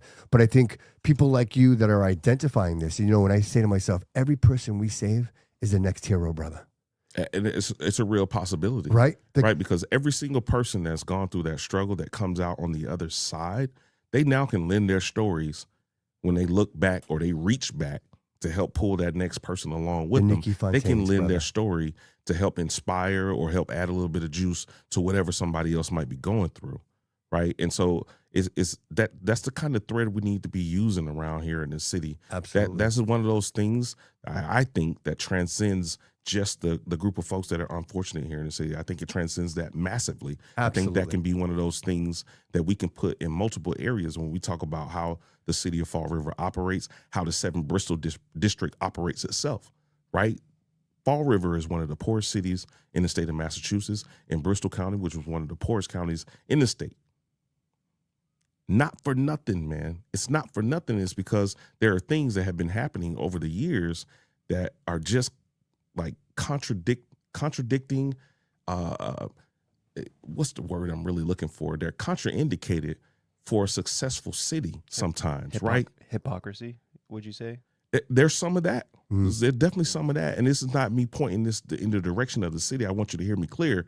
I think there are just things from a legislative standpoint that have happened over the years that make it more difficult than it needs to be for the people that make this place home, that call it home, one generation or multiple. It does not matter. But that type of thread that we're using has to be the kind of thread that's going to strengthen us and not the kind that's going to divide us and not the kind that's going to make us less useful to our next door neighbor. And that is one of the things we got to get back to doing. We got to get back to looking out for the people next door to us. We got to get back to doing the things that look out for the person across the street. We got to get back to doing the things that allow the grandmothers to feel comfortable going outside and sweeping their sidewalks and their street curbs again, right? That is what we need. We need the type of leadership that is not just showing up with a pack of socks, right? I need you to show up with ideas, be forward thinking, think about how we can bring more business and economic development to South Main Street to help bring this place to being what it should be. This city has so much to offer. Mm-hmm. I would not call it home if it didn't. Right. But at the same time, we have, like I said, we got to do things that make it easy for the rest of the state, the rest of the South Coast to understand Fall River's got a lot more to offer than what we've been Absolutely. shown. Well, especially the south end of the city. So we're talking about the 7th district, and that encompasses the south end of the city. Yes. At one point, and I will say this comfortably, the south end of the city was the heart pumping the blood through the entire city. It was the parades. It was the Christmas. I remember Christmas, and I remember the theater. I remember the South Main place. I remember people walking with bags, one hand full of bags and the other with children, and up and down that street. It was something very proud. Oh, man. So getting back here, over the years, coming in and out of the city, I started to see, I think the Flint first is where I started to see where things were just kind of headed downhill, right? It just kind of got... In my own words, from my personal experience, it just started to look like nobody gave a damn. Well and again, this is not, I'm not throwing shots at anybody. I'm just telling you my observation. My observation told me that it didn't seem like the heart was there for that part of the city anymore at that time, right? And that just got worse and worse and worse. Which is a proud community. The Flint, if you don't know, anybody who's listening who doesn't live here, the Flint is a very proud community. Very proud. And have a reason to be proud. Absolutely. The history of that place gives them a reason to be proud. That used to be the walk and shop at district of the city. Just saying. Yep. And again, now we'll let you decide if I know what I'm talking about or not, but that used to be the walk and shop at district of the city. Absolutely. Right? And full of culture. Full of culture. Now, what I feel like I'm seeing and have been seeing for several years is that same type of complacency has started and has been actually not started. It took a while, but that same complacency exists for our South Main Street area going back towards the Tiverton line. I think there's been a lack of understanding that there have been some business owners here that have cut their teeth through good times and bad and kept their doors open, but we've lost more than we've gained. Absolutely. And that in and of itself, we should be doing everything we can to make it easier for businesses to open their doors in our shuttered businesses along our main thoroughfares around the city for a multitude of reasons. One, we're going through a massive change on the other side of the city. It's going to change what the city of Fall River looks like. When you come across that Bracket Bridge in 5 years from now, the city ain't going to look the same on that side. Right. You can go right or you can go left. Right. And what I want to do as the next state representative for the 7th Bristol district, what I want to do is I want to make it easy for people to go to the right too, not just see what's on the left. On the right-hand side of the city, we got to get to a point where we've got just as much to offer as the left side. Absolutely. I want to see restaurants and businesses and different organizations. I want to see a venue. I want to see things that are going to draw our families out of their homes, get the kids off the screens, and give a family an opportunity to go out and celebrate having a family right here in the city of Fall River. Absolutely. Can I say? Sure. Do you mind if I say something? Okay. So like we don't let him talk, so we don't let him. I agree with what you're saying. Like kind of getting the right side of the city all under control. They actually kind of started doing that. I'm gonna tell you like an experience that I had myself. I actually went on one of those taxi boats. Okay. Yes. Yep. And they take you to like the little restaurants. You could buy drinks from there and drink on the boat. Yep. While you're at it. So I think that's a good upgrade. I think that's a cool little experience. The boat's a little tacky. Don't get me wrong. But if it's a start of something, right? Like if it's like, hey, let's test this. Let's see if this works. But I think it's a good thing. It costs only $2 to get on the boat, which is crazy, right? It's a $2 ride. That's awesome. Right. To restaurants, and you can order your drinks. Absolutely. You can order your drinks. They wait for you, and then you come back on. Sure. It's awesome. Yeah. but you can make this, like, again, you could start We've your got day. to expand that type Absolutely. of thing, though, Imagine right? starting your day in 79 and working your way across the city all the way up South Main Street. Come on, man. Right? Spending the whole day. Imagine that. That'd be awesome. Right? Right. Our sister city, quintessentially, our sister city has been a rival for many years, but now I think we should be past that as them being a rival.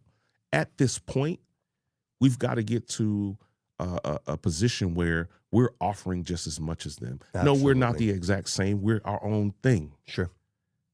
But don't be misled. We have just as much to offer, but we've also got to pour into it more in order for us to be able to hold our head just as high. Yes. Right? Yes. Art is at the center of everything you see when you walk down the streets of New Bedford. That needs to happen here in Fall River. Absolutely. It needs to be at the center of every single new business, every single new building, every single new housing project or whatever it is they're putting up. Art needs to be centralized in that. And we have those artists right here in our city. Yeah, we do. Don't be misled, people. We have the artists right here in our city. We got one of the biggest graffiti people down the street. Yeah, but you could make a list. We could sit here for like 5 minutes and make a list of I 30. promise you, Yes, we could. absolutely. Very much absolutely. so, right? Absolutely. And what's interesting to me is that the artists here are just as thirsty for the opportunity to show what they can do Sure. as the people are in this city for change. I've talked to hundreds of people across this city, not just in the 7 Bristol district, but across the city. Mhm. And there's an echoing theme that I continue to hear, and that is change, opportunity, and we can. We can do something different. Mhm. We are ready for opportunities, and we are ready for change. Biggest caveat to all of that, we have to get out and vote. 100%. Period. That's the drum I've been beating here since the beginning. You know, it's Abysmal turnout in our last Yes. election. Yes. Again, not speaking to any one thing or the other, Nope. just speaking to the numbers and the truth. Abysmal turnout. absolutely. Somewhere along our path here in the city, we became apathetic. We started to ignore the trash that we see right in front of us. We started to ignore the opportunity to help the next human being right next door to us. We started acting like ourselves and only ourselves is what mattered. One thing is for certain. You can get anywhere you want to in life with your own plan, with your own juice, with your own energy. But boy, what can you do when you work together with somebody else or with a group of somebody else's? Well said. Man, Absolutely. it could be powerful Yeah, if you work yeah. together. Yes. It could be powerful when you not only work together, but you work together and move in the same direction. Yes. I think the people of the city are tired of the antics when it comes to our politics, not just here in Fall River, but across the country. I think people are tired of that. Absolutely. I think people are tired of all of the dehumanization of the other side one way or the other. We've got to get back to a position and a place where we're respecting each other as human beings first. We take the time to see ourselves in another person's shoes. That'll wake a lot of people up if Absolutely. they slow down long enough to do that. You know, one of the things that I've tried my best to do when I took over as the director of veteran services is to continue to honor the traditions that have gone on here in the past. And not all of them are the same as they used to be, but we're doing the best that we can to continue to honor those traditions. We've got amazing things here, man. I brought a guy from Falmouth here, a veteran, brought him here from Falmouth, and I walked him into the Veterans Memorial Bicentennial Park. And his mouth just got stuck wide open as he came around the corner and started to take in the Vietnam Memorial replica wall and the Iwo Jima Memorial Monument at the same time. His mouth was wide open. And we stopped when I noticed it. I said, don't move. That picture you have right now, this is what we have to offer in just this part of the city. Just this part of the city, we have this to offer. And there's people that don't even know that park is existing. They don't even know it's down there. They don't even know. So what I've done is I've reached across to as many people as I can, and I offer to the different VSOs across the state, bring your people here. Bring them right here to this park. Because some of your vets, they know the names of some of the people on this wall here. Some of your vets, their grandfather or their father served during the time this monument was minted. Give them an opportunity to appreciate something that we have right here in this city, and then we hop over to Battleship Cove, right? And they're taking that in. We have so much to give, man. We have so much to give, but at the same time, we also got to pour into it more ourselves. Absolutely. We got to be good stewards of the things we have, but we also got to have forward thinking and be able to say, you know what, going into the future, because you have to think forward. You got to think about the future. If we continue to do the things that we were doing in the 60s, 70s, and 80s, we'll never move forward. We got to be forward thinking. Be able to say, you know what, in this many years, we want to be able to present this type of a face to the South Coast and make us the beacon that we're supposed to be on the South Coast. It's not just New Bedford here. Fall River is here. Right. So critical. And I'm making this point because now is the time. So I agree. You know, we realized that the previous administration, 13 years, and I only mention that because what you see is the result. Like, and again, I'm not calling anybody out. I don't pick sides, but I'm just, what I say I've picked a side, which is why I'm running. What you mentioned, this is my experience. Yep. Right? This is my experience. What I knew, what was a city that thrived with culture, with immigrants, with the idea that you could actually come here and you could actually build a future for your family. Oh, that should never be in question. Is that place today? Is this the place today? Right about now, right? We're at a critical point. The current administration in Beacon Hill with the supermajority have put so many pieces of legislature in place that allow the utility companies to rape and pillage our bills and our pocket. And then they have the audacity to offer up half-ass solutions, right?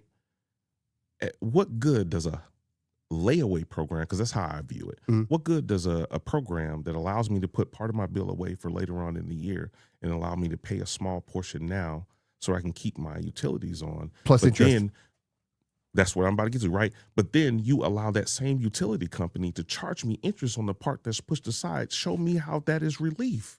Because at the end of the day, I got too many fees on my bills, every single one of them, light, gas, and water. I got too many fees on my bill. Yep. Why did we even allow the legislature to put these things in place for these companies to be able to eat like this in the first place? They took notes from the banks because the banks did that at COVID. They did it with people's mortgages. People lost their homes because this variant. We're going to put it at the end of your loan, right? Well, yeah. And then they're even like, some of those programs were not as successful as they should have been to truly help people. True, right? And so we have to be mindful of these things when we go to the ballot box, man. We got to be mindful of the fact that these folks take our vote for granted, that they think that we're ignorant. Right? Who puts a plan in place that allows the same company that's already raping me to put interest on a bill that's supposed to be a solution to the problem that they created? Right. We're smarter than that now. I know we're smarter than that. But the question is, are we going to show them that we're smarter than that? I think it's so important that people understand we need parity in government. And when I say that, what I mean is when you have a supermajority or a group of one party in charge, they do whatever they want. I was just about to say that. Do you find that this is like a David and Goliath situation, like a David and Goliath? I mean, I think a part of that has to do with the way leadership is structured on Beacon Hill also. But yeah, it is a bit of the David and Goliath kind of setup. But at the same time, the people in Fall River have an opportunity to change that massively. Right. Across the bridge, they elected somebody different for the first time in a long time. We got the same opportunity to do that here in Fall River as well. You know,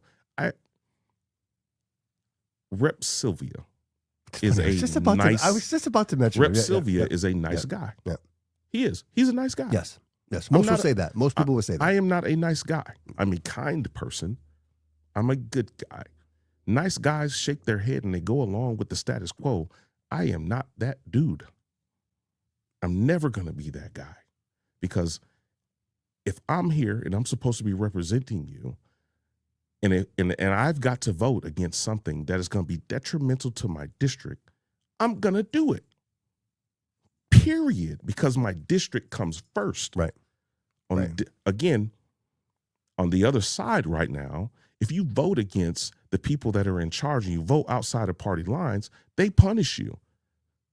Rep. Sylvia referenced it in an interview already, so it's not like I'm speaking Right, yeah, that was recent. Too. mistruths. That was recent, yes. I'm not speaking a mistruth Yes. here. He No. said it himself. He did. Right? He did. And he also referenced money that was lost as well because he voted outside of party lines. Right. And he's on the Ways and Means too. So there's a lot there. There's a lot. Yes.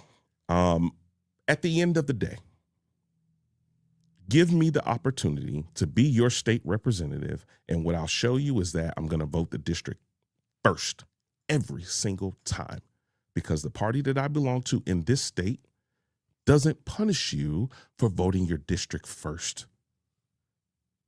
That's why I'm where I'm at. That's why I'm in the seat I'm in, because it is more important to me to stand up and vote for what matters to the district first than it is to any allegiance to any party, period.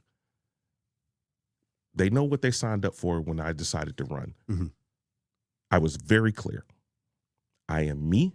I'm going to be me, and I'm going to represent my district before I represent anything else. I think the people of Fall River need that more than ever. They need somebody that's willing to stand in the paint, irregardless, and vote the district first. Flat out. I agree with you 100%. And, but people will say that. But the question is, will they actually do it? Well, I mean, the time is now. The time. There's yes. no better time. So my question is this, than Talos, now. Is it bad enough? Right? That's the question you have to ask yourself when you're going to vote. Ask, is it bad enough? Is it bad enough? You tell me, brother. People getting $2,000 gas bills, electric bills through the roof. And it's even bigger than that. I think it's bad enough. Yeah, and it's even bigger than that. There are things that are happening that people aren't even aware of. Oh, definitely. That if we don't put a stop to this now, it'll get worse. It will become unstoppable. It will become, at some point you can't stop it anymore. And I want people to really realize the importance of this. Right. Like, this is probably the most important. Between yourself running, obviously we've got other campaigns happening. Yep. And, Seth, you know what I mean? The DA. Oh, yeah. Like, these are all important pieces that I see. want to speak on that a bit. Sure, of course. Right. I had the opportunity to work underneath Seth Aiken when he was our city administrator. And one of the things I want people to understand is working at City Hall is a choice. And some of the residents that live in this city work at City Hall because they love this city. And the proof should be in their paychecks. The proof of that is that they stay there and they continue to work. They ain't bailed and go to another town or city. Some of these people have 20 plus years of working in City Hall because they love the city, not because of what they're getting paid. Right.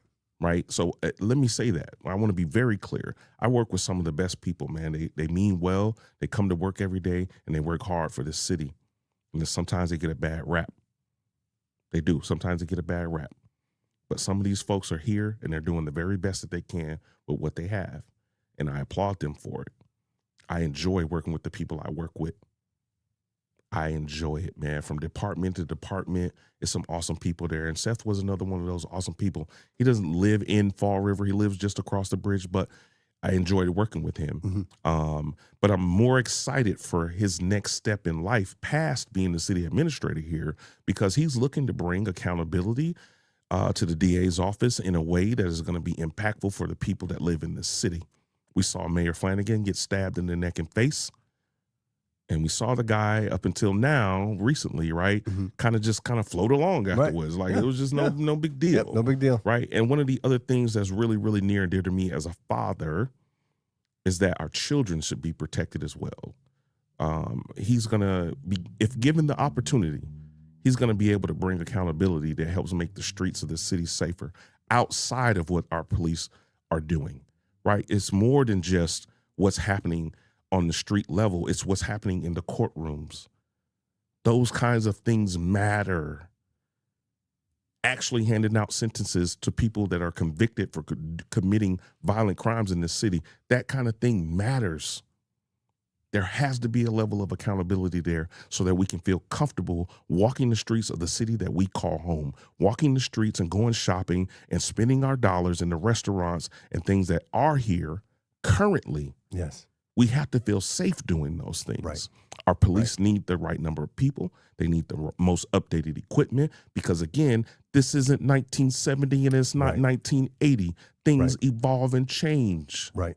And Absolutely. they need to be up to speed so that they can handle business accordingly so that we can walk these streets and live in this city as safe as possible. Why would I bother? If I'm a cop, why would I bother?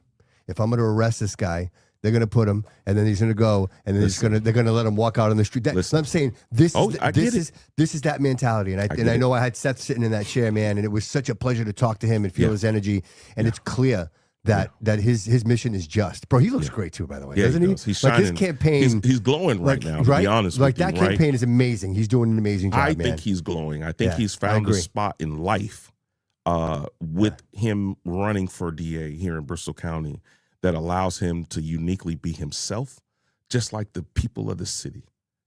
He's found something that is giving him a smile and is giving him more juice, more energy, because he knows if he wins, he's going to do the very thing that he said he's going to do. Absolutely. Right? And so for him, I'm excited for him because of that, but I'm excited for the city because of it.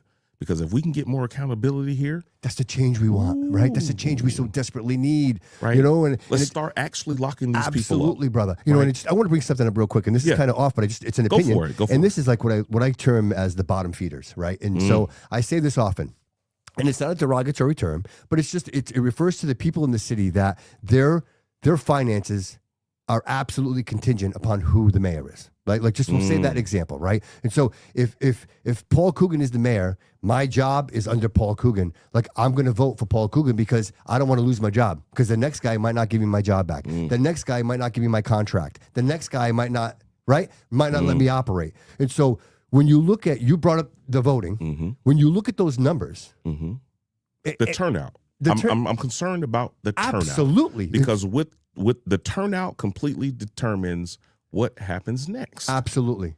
All I'm asking for is an opportunity to give people an option, right? Because we've seen what no option looks like already. Sure. We've seen what that looks like. Sure. Okay? I'm asking for people to do one thing and then do another thing. I'm asking you to get on the ballot, and then I'm asking you to actually, irregardless of what you got going on that day, dictate your own weather. Please. Dictate your own weather the day it's time to go vote. Dictate your own weather. I don't care if the guy in front of you won't move when you're in your car while you're trying to get there and he's pissing you off. Dictate your own weather and get there. I love that. I don't care if you pull up to Dunkin' and you ask for extra and they made it regular and your coffee's off a little bit. Take that sip, take another one and go, you know what? It's not as bad as it could be. And dictate your own weather and get there and vote anyway. I love that. One of the things that helped me get to a position, man, where I have more positivity in my life you should write a book. than negativity is I took the advice of one of my commanders. You know, I was struggling with something, man, and one of my commanders told me, he said, you know what? As decorated as you are, as up to speed as you are on so many things, I want to put this on you. He said, I want you to understand that you control your own weather. You control your own weather, not the person next door to you, not the person that decided to try and piss you off, not the person that's trying to bring you down, not the person that's plotting on you behind your back. You control your own weather. And I took that with me and I took it forward and I've held on to it vehemently. I vehemently try to live in controlling my own weather because that's something nobody else can do if I don't allow them to. What a superpower, bro. That's your superpower. If I don't allow somebody else to dictate my weather and I'm in control of my weather, it's everything. And we can apply that in so many different areas of our life. We can apply it in so many areas of our life. We need to be teaching our kids this very same thing. That is something that is so important to me, man, is this. The youth in this city, including my own kids, because that's the perspective I look at it from, right? Part of the reason why I'm running to be your next state representative is because I want to leave something that I feel comfortable leaving for my children when it's their turn to step into the light, step into different positions around the city, take a job, teach, whatever it may be. Whatever life brings them and they want to do, I want to be able to do it. But in order for them to be able to do it, as a parent and as somebody of substance, I want to leave them something worth holding on to, worth picking up. Absolutely. Set the example, right? That's what I see. That's what I want. That's why I need this opportunity. I appreciate that so much because that's why I do this, brother. Look here, This man. is why I do this, man. And I can tell you enjoy it, you Love know. it. But that's why I'm running for office, man. I want to be able to leave something that I'm comfortable with leaving for my kids and everybody else's kids. Because when you look around, there's not as many things out there for our kids as there used to be. So I feel like they're being held hostage by their phones and pads and their video games. And I'm not trying to be I'm not trying to be the old guy. Yeah, right. Right? Because, you know, I'm a Gen Xer, right? We're latchkey kids. We kind of hung out outside all day, every day, and we did our own thing. We drank from the water hose, but we brought our ass home before the street lights came on, because if not, you got to toe out the frame, whooped. right? You got toe out the frame because you knew better. Absolutely. Our parents were teaching us accountability when they said be home by the street lights come on, by the time the street lights come on. And if you didn't, you learned your lesson, and I guarantee you the next time around, your ass was home before the street lights came on. Absolutely. But we come from a slightly different generation. The technology and the digital presence and the online thing was there later in our lives. We didn't grow up in it. Video games was just starting to be a thing, right? Yep. There was the Atari and then the Nintendo, and before that was a Sega and all these different things. Yep. But it wasn't the entirety of our existence. Right, because it was too expensive. You were lucky if you had one. Man, you know if what you I mean? had one of those things, boy, y'all had a little bit of money. Absolutely. Or you went to your friend's house who did. Right? Right. And so I want that for our kids, though. I want the ability for them to be able to put down their electronics and get involved in something. Not all day, every day, but I want them to at least have the opportunity to do so. We got to get our kids back in the CYO programs. Yes. We got to get them in the Boys and Girls Club and the Yes. YMCAs. We got to get them involved with the Bernardo sports. boxing. Go there. Box. MMA, Yes. basketball and football, Yes. all these different things that exist out there. Yes. The Boys and Girl Scouts, it's the Eagle Scouts are Yes. out there. There's these things We that are are a city here. of athletes. That's what we are, man. And let's Yes. let's not forget now, Portugal. I'm sorry, forgive me, my Portuguese community. Yeah. But we also have a soccer scene. Yes. We have things for our kids to Yes. get involved in. Absolutely. But on top of that, we've got to pour more. We've got to pour more of ourselves into these things so that we have more available to our children. Absolutely. And that includes from 8 to 18. I don't care. We got to make more things available. I think we need some youth leadership programs. Agreed. Right? Speaking of youth leadership programs, I want to give a huge shout out to Kim Broder and the Youth Marines. They are very close to me. Yeah. In a different kind of way, right? Because they're not the typical thing. They take you from 8 to 18, but they're not the typical thing. They're teaching kids accountability. They're teaching kids attention to detail. They're preparing them. They're teaching kids physical fitness, right? It's unique. They could use more kids. They could use more volunteers, veterans out there who hear me. Marines that are out here. How do they get hear involved? me. How do they get involved? Reach out to the Youth Marine Program. Go on Facebook and look up the Fall River Youth Marines. Get in contact with Kim Broder. Become a volunteer. You have to get screened, though. If you've been doing some funny shit out there during your adult life messing with children, don't even think about it. I'll come get you myself. Well, I got a wood chipper. We just dropped in. Yeah. But get involved, man. Absolutely. Let's expand that programming and expose our kids to something different that's not the same old thing. I got to see them 2 weekends ago, man, and I gave them a quick word of motivation because it takes a parent and a kid together to come together and make that decision to be a part of Youth Marines, because your child is going to get involved with doing something that's not the most popular thing on the planet. Right. It's just not. It's not the coolest thing to be involved with. Right. Right? But what you're exposing your child to is something they're going to remember for the entirety of their life. The young man right here spoke to me about being involved in ROTC. I don't know how many years removed he is from Bedford High School, but he talks about it now. Yes. Because that type of experience stays with you the entirety of your life. These are the types of things we need to be worried about getting our children involved with. Absolutely. Instead of just building our next leaders, brother. I don't know how else to say it. Yeah. Other than making sure that we take time to slow down and continue to pour into the youth, man, because the youth is next. Brother, there's They're nothing more next. important. There is nothing on this planet more important than They're next. Right. So if we're not doing things that are looking forward into the future to look out for them, what are we doing? Right. Right. And we have to do it when it's uncomfortable for us. Absolutely. When it butts up against the schedule, oh well. Oh well. So what? It's difficult. Oh well. sit in the car outside of the CYA and wait for them. Whatever it takes. Or CD Rec, where I said that wrong. Sit in the car and wait for them. Get them involved in some of CD Rec's programs. Right? Take advantage of some of the youth mentorship things that are out there. Yes. I tell you, I mentioned it again, Bonato Boxing. I've been working with Aaron Bonato. Yeah. I'm currently sponsoring. I'd love to give you a couple of tickets. We have a boxing event coming up on the 28th. Yeah. And I've been sponsoring that. He's got about 80 children in that building every single. That's beautiful. Talos, I would love. Can we go there together? Can we do a field trip? I'm down. I would love to show you the gym, and I want you to see what's happening in that building. Nobody knows. This is in the old CYO building. He bought the building. It is now the Bonato Event Center, and he's doing the whole like boxing. I'm down, man. I believe every Thursday he does a female boxing event. It's all females. I've sponsored that a couple of times, and if you're a resident, it's like $5. I mean, we're talking cheap money for everybody to get involved. Yeah. But I would love to show you the amazing things that he's doing. That man has invested everything in the youth. And what kills me, man, is that folks like that get overlooked, right? They get overlooked, and it takes a lot, man, to pour into youth. It takes a lot to give up your time to lead children and run youth programs. But to the people across the city of Fall River that are out there doing it, man, I'm so appreciative of you, because if you don't do it, they're going to end up in a gang, or they're going to end up in their handling things the wrong way. They're going to end up succumbing to devices they never should succumb to. People don't wake up in their youth saying, "Oh, I want to be strung out on the street." People don't wake up in their youth saying, "Oh, I want to be homeless." That's not how any of that goes. You didn't say it when you were a child. Right. That's not what you envisioned for yourself when you were coming up as a youth. You envisioned doing something of merit and being of purpose. Yes. Every single one of us Absolutely. did. I want to be an astronaut, a pilot, a doctor, a nurse, a firefighter. You wanted to be something of merit and of use.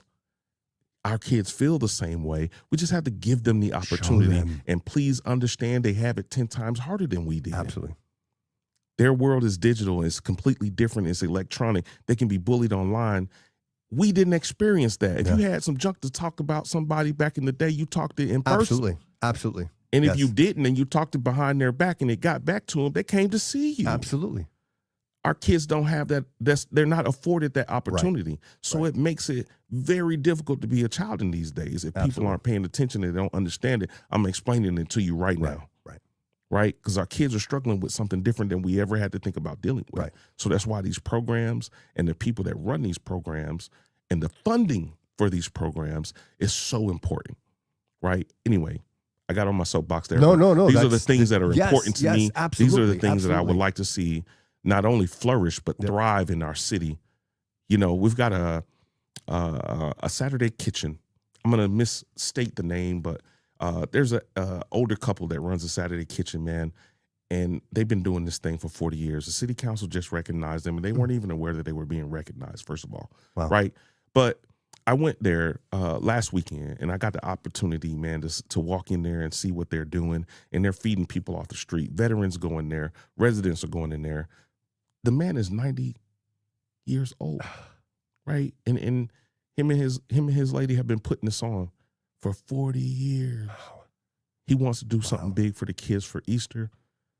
They lost a little bit of the support they were receiving. They're not getting grants from nobody. They're not on anybody's list of they're not. They've just been a mom and pop shop, man, and they've been doing it with the help of some nurses from Charlton and a couple of the hospitals from back in the day, and everybody's there giving what they have. And they're feeding people right off the street.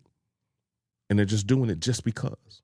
Right? But it's going to come a point in time where that might go away, and we need to get involved. We need to get involved and help the programs that we do have left, the people that are still out there fighting for the good side of things, that are still out there trying to give back what they can. We need to be supporting those types of things because, again, we're one of the poorest cities and one of the poorest counties in this state. So if we let those things die and wither away, it's not going to put us in a better position. Right. That I can promise you. Right. One of the other things I'm running on, supporting our firefighters, making sure they have the training, the personnel, the facilities, and the equipment to be able to save the lives of the people that live here in this city, period, point blank. We're about to put over 6,000 units of housing within a mile and a half of the 79 Duval strip over there, which means at some point we're going to have to be forward thinking and deal with the issue of fire and fire safety for that strip over there. Yes. What are we going to do about Right. it? Meanwhile, What is the state going to do to help us keep the residents that are going to be taking that area and calling it home? What are we going to do from the state side of things to make it as safe as possible for them as well? Absolutely. Right? But then what are we doing for the firefighters that we have now? Which is obviously, like, if people don't know. Now, I'm not speaking from a city level. I'm talking from a state level. Right. What kind of funding are we going to be getting coming into this city to support the firefighters that we have now and the ones we're going to be needing in the future, the facilities that we're going to be needing in the future? What are we going to get? Mm-hmm. I don't know about you, but the last 13 years. Anyway, moving forward. Yeah. I would like to be in a position to fight for things that are going to make a difference here in this city. Sure. I want to be a part of doing things that matter. I want to be a part of doing things that bring attention to the needs of the people that are doing the best they can to keep us safe on our streets, keep fire situations down to a minimum, and keep us safe. But Talos, EMS responders. There's only much. one way that can happen. It's true. It's true. And people have to get out and vote. People have to get out and vote. People have to get out and vote. If you're not registered to vote, you hear this podcast with me and Bobby sitting out here, let me tell you something. If you go to farris4rep.com, you can get registered to vote. You can get registered to vote. You can get registered to vote. If you don't use the internet, it's free. Walk down to City Hall, free. Go to the 6th floor, go to the Office of Elections and get registered to vote. For free. Get registered to vote. Get registered to vote. Please. What I'm asking is simple. Give yourselves the opportunity to actually enact change. I'm tired of hearing people say my vote doesn't matter when majority of people don't even turn out to express the opportunity that you have. Yeah. We have a unique opportunity to go out and actually vote to enact change. Yes. Do it. Yes. And we've seen it. We've seen it. This last election, the mayoral race. It was very tight. It was so tight. To me, I consider that a tight 100%. race. It was tight. Right? I consider that a tight race. The tight as it's been. And I think a part of that was, hey, guys, go vote. Go register to vote. Go. I mean, I was giving away gift cards to restaurants trying to just get, like, and I'm saying, I don't care who you vote for. I really don't. I just want you to show up. Just go out and exercise the right that you have to enact change. Yes. It's so important, man. People from the other side sometimes, they go out of their way to murky the water and murky messages. I'm going to clarify some things. Yes, I'm running as a Republican. Yes, I am. I'm running as a Republican because we need parity on Beacon Hill at the state level. There's not enough check or balance to the situation 100%. up in Beacon Hill. Absolutely. Right? So that's why I'm running as a Republican. I'm running as a Republican for that reason. I'm running as a Republican because that is where I can go in and vote for things that are for my district first. That's where I can do that. Well said, sir. I can vote for my district first. I'm never going to be the guy or the person or the girl that complains about the outcome of me doing the right thing, as most of the people already know. But what I'm asking, very simply, get off the couch, spend the 20 minutes it takes to drive from your home down to City Hall or to your precinct, and exercise the right to actually help decide what happens next in the city of Fall River up on Beacon Hill. Go to my website. Do it for your kids. Do it for the kids. Go to my website. Check out the pillars of my campaign. These are the things that are the most and on the highest of my priorities, but there are so many other things, man. We've got a massive problem with child predators here in this city, in the state in general. I want to address that. Do me a favor. Episode 103. I just recorded it. George Duo was sitting in the chair. I saw that. SVU I haven't had a chance to watch George it yet, is amazing. But I'm going to go watch amazing, it. Amazing. And that's exactly. I'm going to go watch it. Yeah, that's. I'm going to go watch it. That's important from a bunch of different perspectives. As a father, that is important to me. Very important to me. And I've had dealings with different people since I took up full-time residence here in the city. I'm not putting anybody's business out there. Just know I've had dealings. Period. Yeah. So it's home. It's home. Right. I've had dealings. I saw the young lady that has been outside of the Justice Center fighting for the opportunity to have somebody punished for things that was done to her. Jessica, right? Jessica. And I think so. It's. Yeah, I think it's. I don't want to misspeak. Yeah, I don't want to misspeak, right, but I'm just going to speak to what I've seen, please. right? And it's important that we do the best that we can to protect our children, and that should be a no-brainer, right? And so that's why doing things like electing a new district attorney is important, so that people start to pay the price for the things that they've done that harm our children. Outside of that, we need economic development that's meaningful, that's not one-sided. We need it to be easier to open the doors to a business in the city, specifically in the 7 Bristol district. We need to be affording some type of mechanism that allows people to go out and exercise that entrepreneurial spirit. Yes. We need some kind of mechanism that does that. We need deals in this city that actually benefit the city, period. Leaving that there. Yes. Period. Yes. Yes. It's not that certain people haven't tried. It's not that things haven't been done. It's just that we need more because we've been inactive and now we need to be proactive instead of reactionary. We see the consequences of the inaction. We see it. The complacency has brought us to where we are right now. We need to be forward thinking. Yes. We need Yes. to be proactive. We need to be Yes. thinking about 2030, 2035, and not just stuck in 1985 trying to do things in 2026. Yes. That's not how you get forward. That's not how you make things happen. That's not how you bring something productive that's going to carry us into the future in a way that's productive. Some people would want us to believe that all of this is by accident. Like this, it just happens. No. Like a mayor being stabbed in the neck and families being shot in their homes. This is not normal. This should not be happening. And our inaction, this is the result of that. And so we need people that are steadfast and have headstrong missions to realize and say, this isn't working anymore. Bobby, it was not easy to make the decision to throw my hat in the ring and go after a political office at all, because doing so puts you in the crosshairs of certain people. It puts you under the limelight in a way that can be uncomfortable to others. I've never really spoken on too many things one way or the other before coming on this show, except the things that were important in that moment. I made a promise to myself as a part of a leadership institute that I was selected to go to back in 2024 through the Student Veterans of America. I was selected as one of 2 students from the New England area, okay? And I went to Washington, D.C., and I took in the entirety of that experience with 68 other individuals, myself and the other guy from up in Boston, actually. So there were 70 of us in this Student Veterans of America Leadership Institute. And we had the opportunity to go to the White House and speak on some things with very, very high-level, important people that make decisions as well. And it was in that moment where I was standing in D.C. advocating for veterans here in New England, specifically here in the South Coast, that I realized this is what I need to be doing. It was in that moment during that Leadership Institute.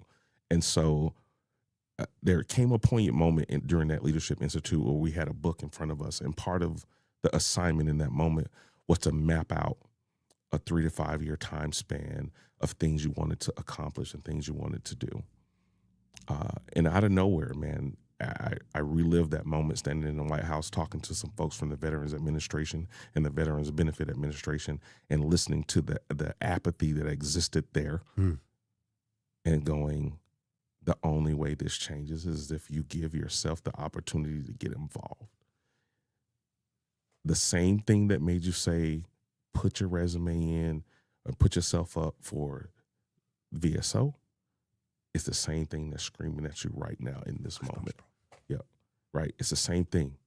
I said a while back, myself and Chanel, we ain't even touched on that yet, but I said to myself, I'm no longer going to sit back and be that veteran that bitch moans and complains. I have to stand up and I have to get involved to be a part of the solution.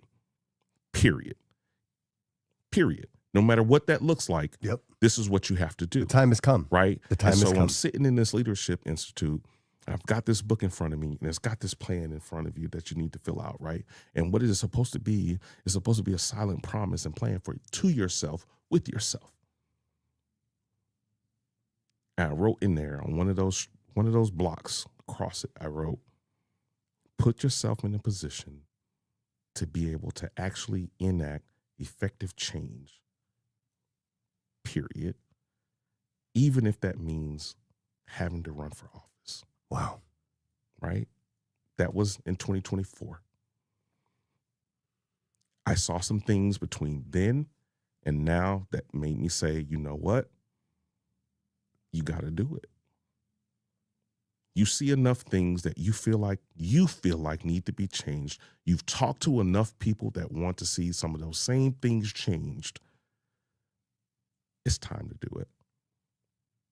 Period. Something happens when you find out. Like when you have knowledge of it, it changes. When you don't know, Talos, and I say this from my own experience, brother, what I didn't know, I didn't know. I was naive. And now knowing what I'm knowing, I feel like this is the force. Like I have to be involved. I don't have a choice. I've been chosen. Yeah. And I feel the same for you, brother. It's very simple for me. I'm not a complicated individual, man. I'm a guy, first and foremost. So I'm not complicated, right? God, country, family. And vice versa. You can flip it around. You do however you want to, but those are the things that are most important to me. But outside of that, as a man, you have a responsibility to do certain things in your life. And one of those should be looking out for your family, and the other one should be looking out for your neighbor. And if that means you got to step into a position where you got to get comfortable being uncomfortable, then so do it. Otherwise, sit down, shut the hell up, and support the person that's willing to do it. Absolutely. Right? Personal excellence is the ultimate rebellion, brother. You have to do one or the other. Absolutely. And if you know somebody that's willing to step into the line of fire and help support doing something that's going to benefit you and your family, get out there and do it. Get out there and do it. Go support that person. I'm not telling you to personally come support me. I'm telling you to go and support that person. That's what I'm telling you. Don't ignore what your eyes are showing you. That's where it starts, brother. Don't ignore what your eyes are showing you, but get out there and support something that you believe is going to effectively change the things you believe need to be changed.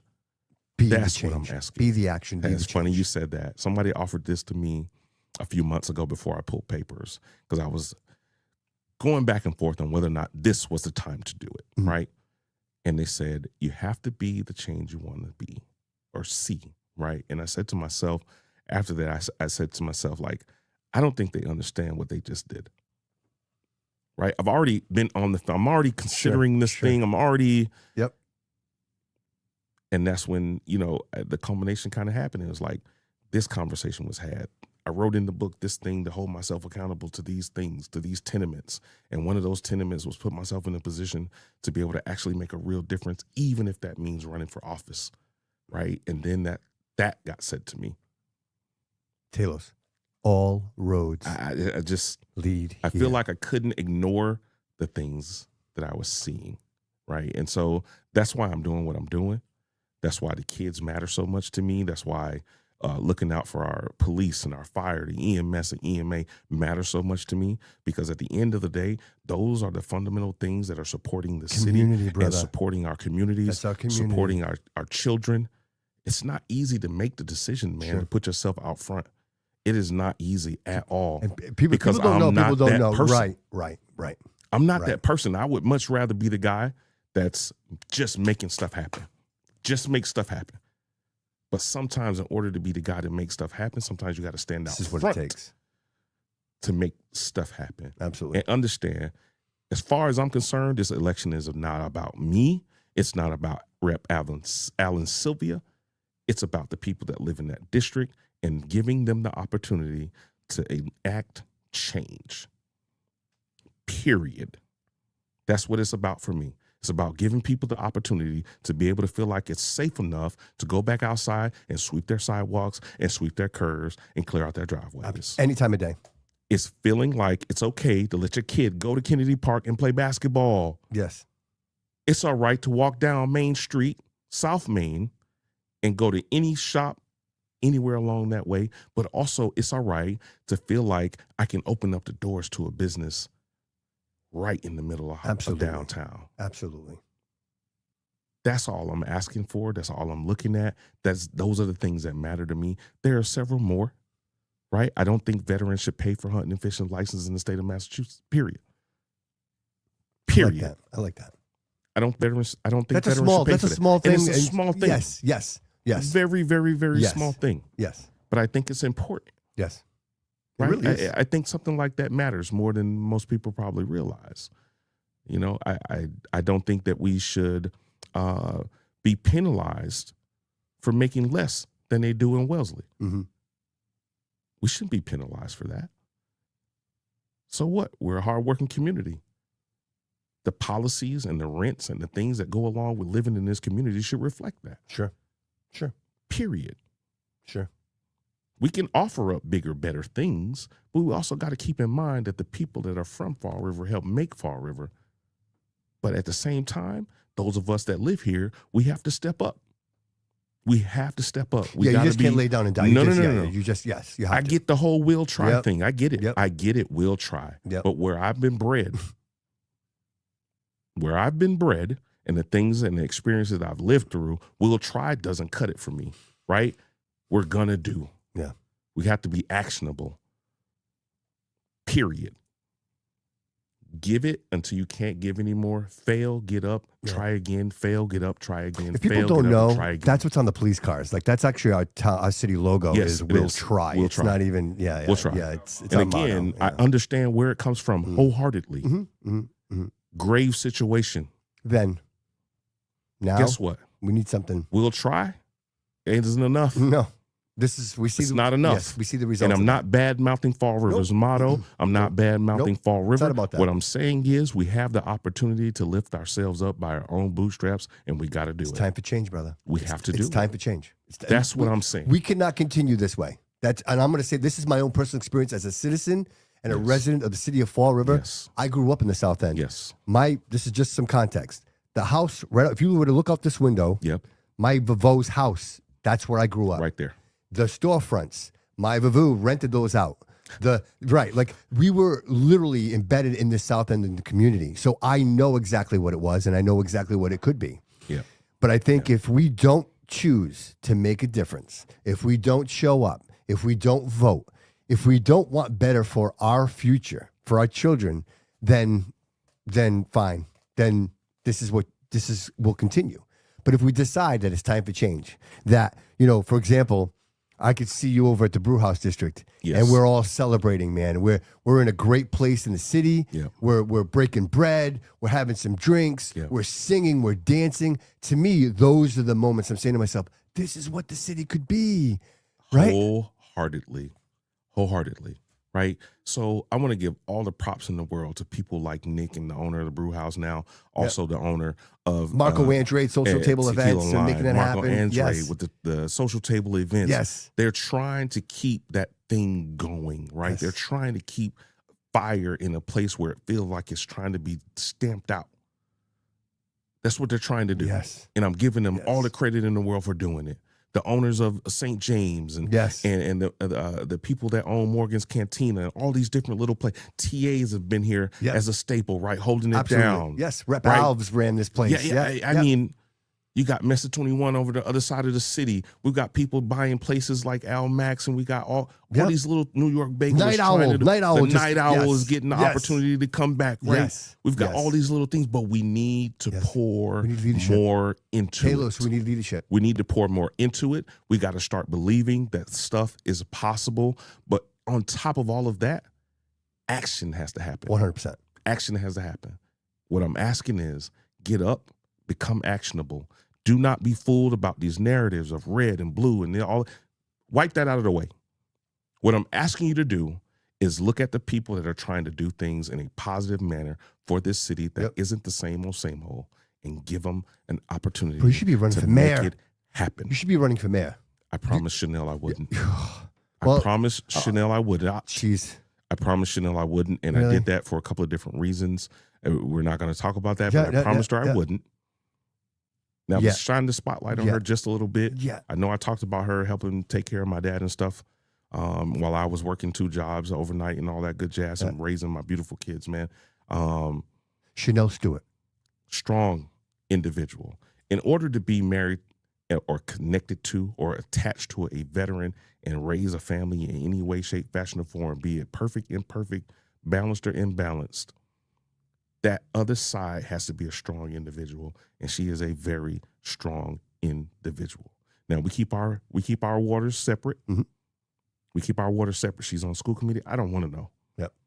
I don't want to know. Yeah, you don't want none of that. I don't Stay want away. to know. Hey, stay. I know you want to. You stay I don't away. want to know. Stay I want to away. know. And she Yeah, right. respects that, and I respect her space Sure, with that. Sure. Right? Because she's going to have things that she has to deal with that have absolutely nothing to do with me at all, period, point blank, and I want to keep it that way. Sure. And that's the way we handle business because we're 2 real adults. Absolutely. We're 2 real adults. But we both got to a point in our lives where we say, this is home. These things matter. And in order for anything to change, we have to get involved. She would have run for school committee. What most people don't understand is she would have run for school committee years ago. COVID was a thing. We both decided in the best interest of our family that was not the time Sure. to do something like that. Sure. Chanel Stewart's been going to school committee meetings since my oldest daughter was in school in Fall River School Systems here. Not only was she a member of the staff in the Fall River School Systems, but my oldest daughter, who'll be 26 this year, she's been going to school committee meetings since my first kid was in school here. Nothing is off the table Sure. when it comes to understanding the dynamics of how the school committee has worked in this city. And for people to not understand that, you know, it's on them. Yeah. But she tried to make sure that she expressed that during her campaign, that she's got knowledge of this school committee and the school committees from years past and the dynamics from years past, not only just at that level, but even at the micro level inside of the different buildings around here that form our school system. Yes. People need to Yes. understand that. Yes. And one thing is for certain, when I say she's strong, she is very strong. And when you have a strong woman like that, Determined. guess what it means? That means they have a very strong mind and they can think for themselves. 100%. Just like I think for myself, Absolutely. she thinks for herself. Neither one of us are those go with the flow kind of people just because this person said. One of the funniest things I think I heard so far with the shenanigans just starting to get going here with me running for office, Kevin Aguiar, man, get out of here. Let me explain something to you, right? I just explained to everybody how I came to the decision. Please don't be fooled. Please don't go down and go down in flames believing some of the mistruths and the lies that you're going to be told between now and November. Don't do it to yourself. And I promise you, if you come see me on any of the meet and greets I plan on doing throughout the city, my kickoff event, I will talk to you about anything. I'm not that person. I'm not running for office because this person said, man, jump out the window with that. Please jump out the window with that. That is not who I am. I'm running because of the things I've expressed in this interview that matter to me, and they matter to me for the reasons I've expressed that they matter to me. I'd be an idiot if I didn't go across the city and introduce myself to people that I know don't know me and not learn some of the people that I feel like need to be learned. Absolutely. How else do you end up in a position to have enough knowledge and enough ability to be able to enact real change if you don't go and don't interact with the people that have their finger on the pulse in different areas around the city? It must be wild for you, right? Because I'm at, just real quick with this. This just came to me. So you're in a bipartisan position right now. Like everybody wants to talk to you because if I get to stand alongside you and I take a picture and I'm running a camp, it's really good for me to be with you, right? The director of right? It's very good. I get it. See I get what see you're where I'm saying. going with this? Yeah, So absolutely. it's up until now, until you decide you're going to run, it's great to be hanging out with you. Then all of a sudden you decide, hey, I'm going to run. Now people are having criticisms. Now people are like, well, maybe it's not so cool to hang out, right? So my point is saying is I think people need to realize that and have focus on that to say who was supporting you prior to you saying, hey, I'm going to run, and now who's not supporting you anymore? And because that speaks volumes, brother. That speaks volumes. I'm going to tell you like this, Bobby. None of that matters to me. If you were on the train before I decided to make this decision to run for office and you still on the train, I appreciate you. I'll honor whatever it is that we've built together individually. But if you were on the train and then you jumped off because of a party selection or anything like that, hey, no hard feelings, man. That's your decision to make. But it's not going to alter my decision to run for this office at all. But it's eye-opening, right? You kind of it could be eye-opening, right? man, but it's not life-changing. I can No, promise you not that. at all. Not at all. It's not life-changing, but just understand the way I handle business. You are locked in, brother. Jump off the you train. Are locked jump in. off. I love it. You are locked in. Jump off. I love it. I love it. But when I win this election in November and get installed in January, understand I'm not here to hold a grudge. I'm here to work for every single person that lives and works and calls the 7 Bristol district their home, their business, whatever. I'm going to be here for that because that's the only thing that matters. The only thing people give a damn about. They don't care about the allegiances one way or the other. They shouldn't, because I can tell you right now, I got an allegiance to my family, to the things that I said I want to do in my life. That's where my allegiance lies, right? And then if I'm elected to office, my allegiance will then be severely tied to making sure that any and everything that I do is centered around what makes sense for the city of Fall River and the 7 Bristol district, period, point blank. Amen, brother. I love it. I love it. So real quick, yeah. Let's talk to the audience. Where are you going to be? If people want to come out, they want to sign, they want to meet you, they want to talk to you. I know you got some events that are coming up. Like, right. I'm going to go ahead and start publishing a lot more. So I've made my calendar from now until I think August. My goodness. Just trying to make sure I plan out the opportunity to put myself in front of people that haven't had a chance to meet me, that haven't had a chance to express themselves on things that matter to them and things they want to see happening up on Beacon Hill. My campaign kickoff event / fundraiser, which because I'm a city employee, I can't ask for donations and things like that. So I have put a team of folks together, right? And I think it's a powerful team of people. There are people that aren't tied to any one group or another from years past in any one direction or the other. And some of them are people who have no clue who they are, and that was intentional. But I promise you, every single one of those people has a purpose. Every single one of those people has a specialty, and every single one of those people are good at what they do. I love and it. It's done for a reason. And none of them are listed anywhere, so there's no way for you to know who they are. And again, that was also intentional. I'm going to kick off my campaign event at St. John's Athletic Club on the 2nd of April. I'm going to be there from 6 to 9. You can come sign papers if you want, but if you just want to come hear the meat and potatoes or the nuts and bolts, however you want to look at it, of what I'm running on and what I believe outside of this interview, that'll be the place for you. Okay. Right? That'll be the place for you. We're going to have a little bit of food. I'm going to have some live music. We're going to bring some people in from outside the area and people from inside the area. One of the things I think that is the absolute most important thing that the city of Fall River does going forward into the future from a state representative point of view is to help get us on the map in a positive way. And that means reaching out outside of our little circle, right? Tie us to other areas of the state so that people understand what we have to offer here, period. There was a time when the Kennedys and Onassis used to come down here and visit, right? And people were enamored with that.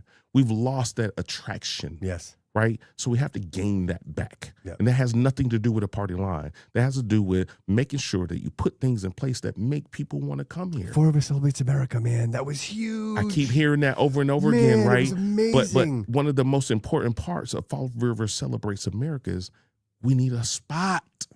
We need a spot to be able to do that kind of a celebration. Yep. We do, period. Right? If that kind of opens itself up, then maybe that could be a thing. I mean, back in the day, it was Battleship. Like you'd set it up all with a Battleship. The heritage, like you do your Heritage Park. Like literally, people would bust. We'd have to see, Bobby. Yeah. We'd have to see it. Yeah. I'm not one of those people that's going to go out here and just promise the world. I'm not promising anything other than what we need. Yeah. And when I know I can deliver on, what I'll tell you is I'll give you my best shot at this, and I'll give you my best shot at that, and I'm going to try hard as hell to do this. But I would love to see Fall River celebrate. So cool, man. It was amazing. It was amazing. I think truly, right, to make something like that happen, the very first thing that jumps out to me is we have to be able to keep everybody safe, right, when we do something like that, right? Because isn't that probably kind of the reason it went away? right? That's Safety, right? The later police into the officer, I'll never forget. Rest in peace, Officer Megan. There was a situation. Officer Megan fell. Yep. Unfortunately, and that's kind of where that's where it ended. We have to operate from a common sense standpoint, which people will start to understand. That's the side that I operate from on a lot of things. Is I come with a common sense approach to a lot of things. I appreciate that. If you want to do something as big as that and attract not only Fall River residents out of their homes and people from across the bridges and in different directions to come here and celebrate America in a festival of that sort, you have to be able to keep everybody safe. It's our obligation. First and foremost. True. Yep. First and foremost, people have to be safe. But we also have to have a spot to do something like that in. Right. And I think if the city were able to, find a good combination of all of those things, I think it'd be more than possible to make something like that happen in the future. Again, the administration will have to sign on for it. We have an awesome events person. Yep. Yeah. Samantha Barbosa is amazing at what she does.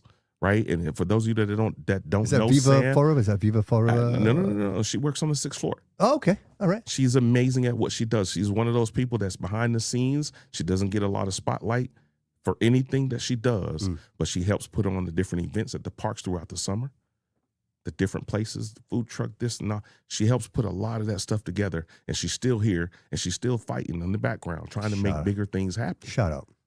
Just saying. When I tell you we've got some amazing people we say, down bro, at the City people that Hall. do the most We've say got the least. We've got some amazing people down at City Hall. I promise you that. Yeah. I promise you got amazing Well, we got to people. pull them up. We got to get them up front. Well, because one the of people that things, should be, the people like you that should be running. I'm doing what I'm supposed to be doing. Appreciate you, brother. To be doing. I appreciate I didn't you. ask for permission. I was a gentleman about it. 100%. Just so that people know, I was a gentleman about it. Appreciate everything that you've done for the state, for the city of Fall River, Rep. Sylvia. But I need you to understand I'm going to be challenging you for your seat. I want to give the people of Fall River the opportunity for an actual choice. Again, thank you for everything you've done. That's all I got to say. It's time. Talos, thank you so much for coming in today, man. Thank really you for having me, Look, Bobby. I want to tell you, you did not disappoint, my friend. You know what I mean? I know we've been talking about this on and off. Right. People don't understand. I know Bobby outside of his show, and we talk from time to time. And I've been telling Bobby for quite a bit of time I wanted to come on the show, and it actually had nothing to do with me running for office in the beginning at all. Right. But that's just a development that happened along the way. Yeah. I think you're very powerful. I think you're maybe even underestimating what you got going on here. Wow. I think that you can put this on an even bigger platform. And again, you're one of those things that if we pour into it, be one of the shining stars here. I can't tell you what that means to hear that coming from you, brother. You're in the right places. You're talking to the right people. You're going to people that other people want to hear from that watch your show, man. I think you should keep doing that. Keep doing that. Don't slow down. Don't shrink yourself to make other people comfortable. I'm not going to do it. Don't you do it. I won't do it. All right. All right, you fight, I fight. Let's Deal? Deal? Done. I appreciate you, Talos. Thank you so much for being here, man. Whatever we can do to support you, please. And I share all your stuff anyway. And April 2nd. If you want to come and set up I'll on be April there. 2nd. I'll be there. 100%. I'll be there. If you want to come set up on April 2nd, man, and take it in. Yep. I'm gonna speak there. Yep. And I think what I have to say there on the 2nd of April is gonna hit home in many different ways. And I want as many people to know about what I have to say on that day as possible. Let's do it. First of all and foremost, thank you so much for your service and your sacrifice, brother. Man. Everything you've done. I done. enjoyed my time. And good, bad, or indifferent, man. I bro. enjoyed my time in the military. Helped me shape who I am as a person today and helped drive me. All roads lead here, brother. It's the journey, my man. Yes, indeed. It's the journey. Yes, indeed. And I appreciate you. Thank you so much for being here. Thank you. And the audience, I want to say thank you so much for being here today. I really appreciate it. This was really a really deep episode. And I just I feel like I'm walking away from this conversation a little different. I want to say that. I hope so, man. I really am. And I want to help uplift people, man. Yeah. That's one of the things that I'm been charged with along my journey, man, is to help uplift people and let folks know, man, it doesn't matter how dark things get, doesn't matter how difficult it gets, doesn't matter who believes in you, who doesn't believe in you. All you need to do is believe in yourself and dictate your own weather. Yes. Love that. Let's do it. Bro, and with that, we go out. All roads lead here.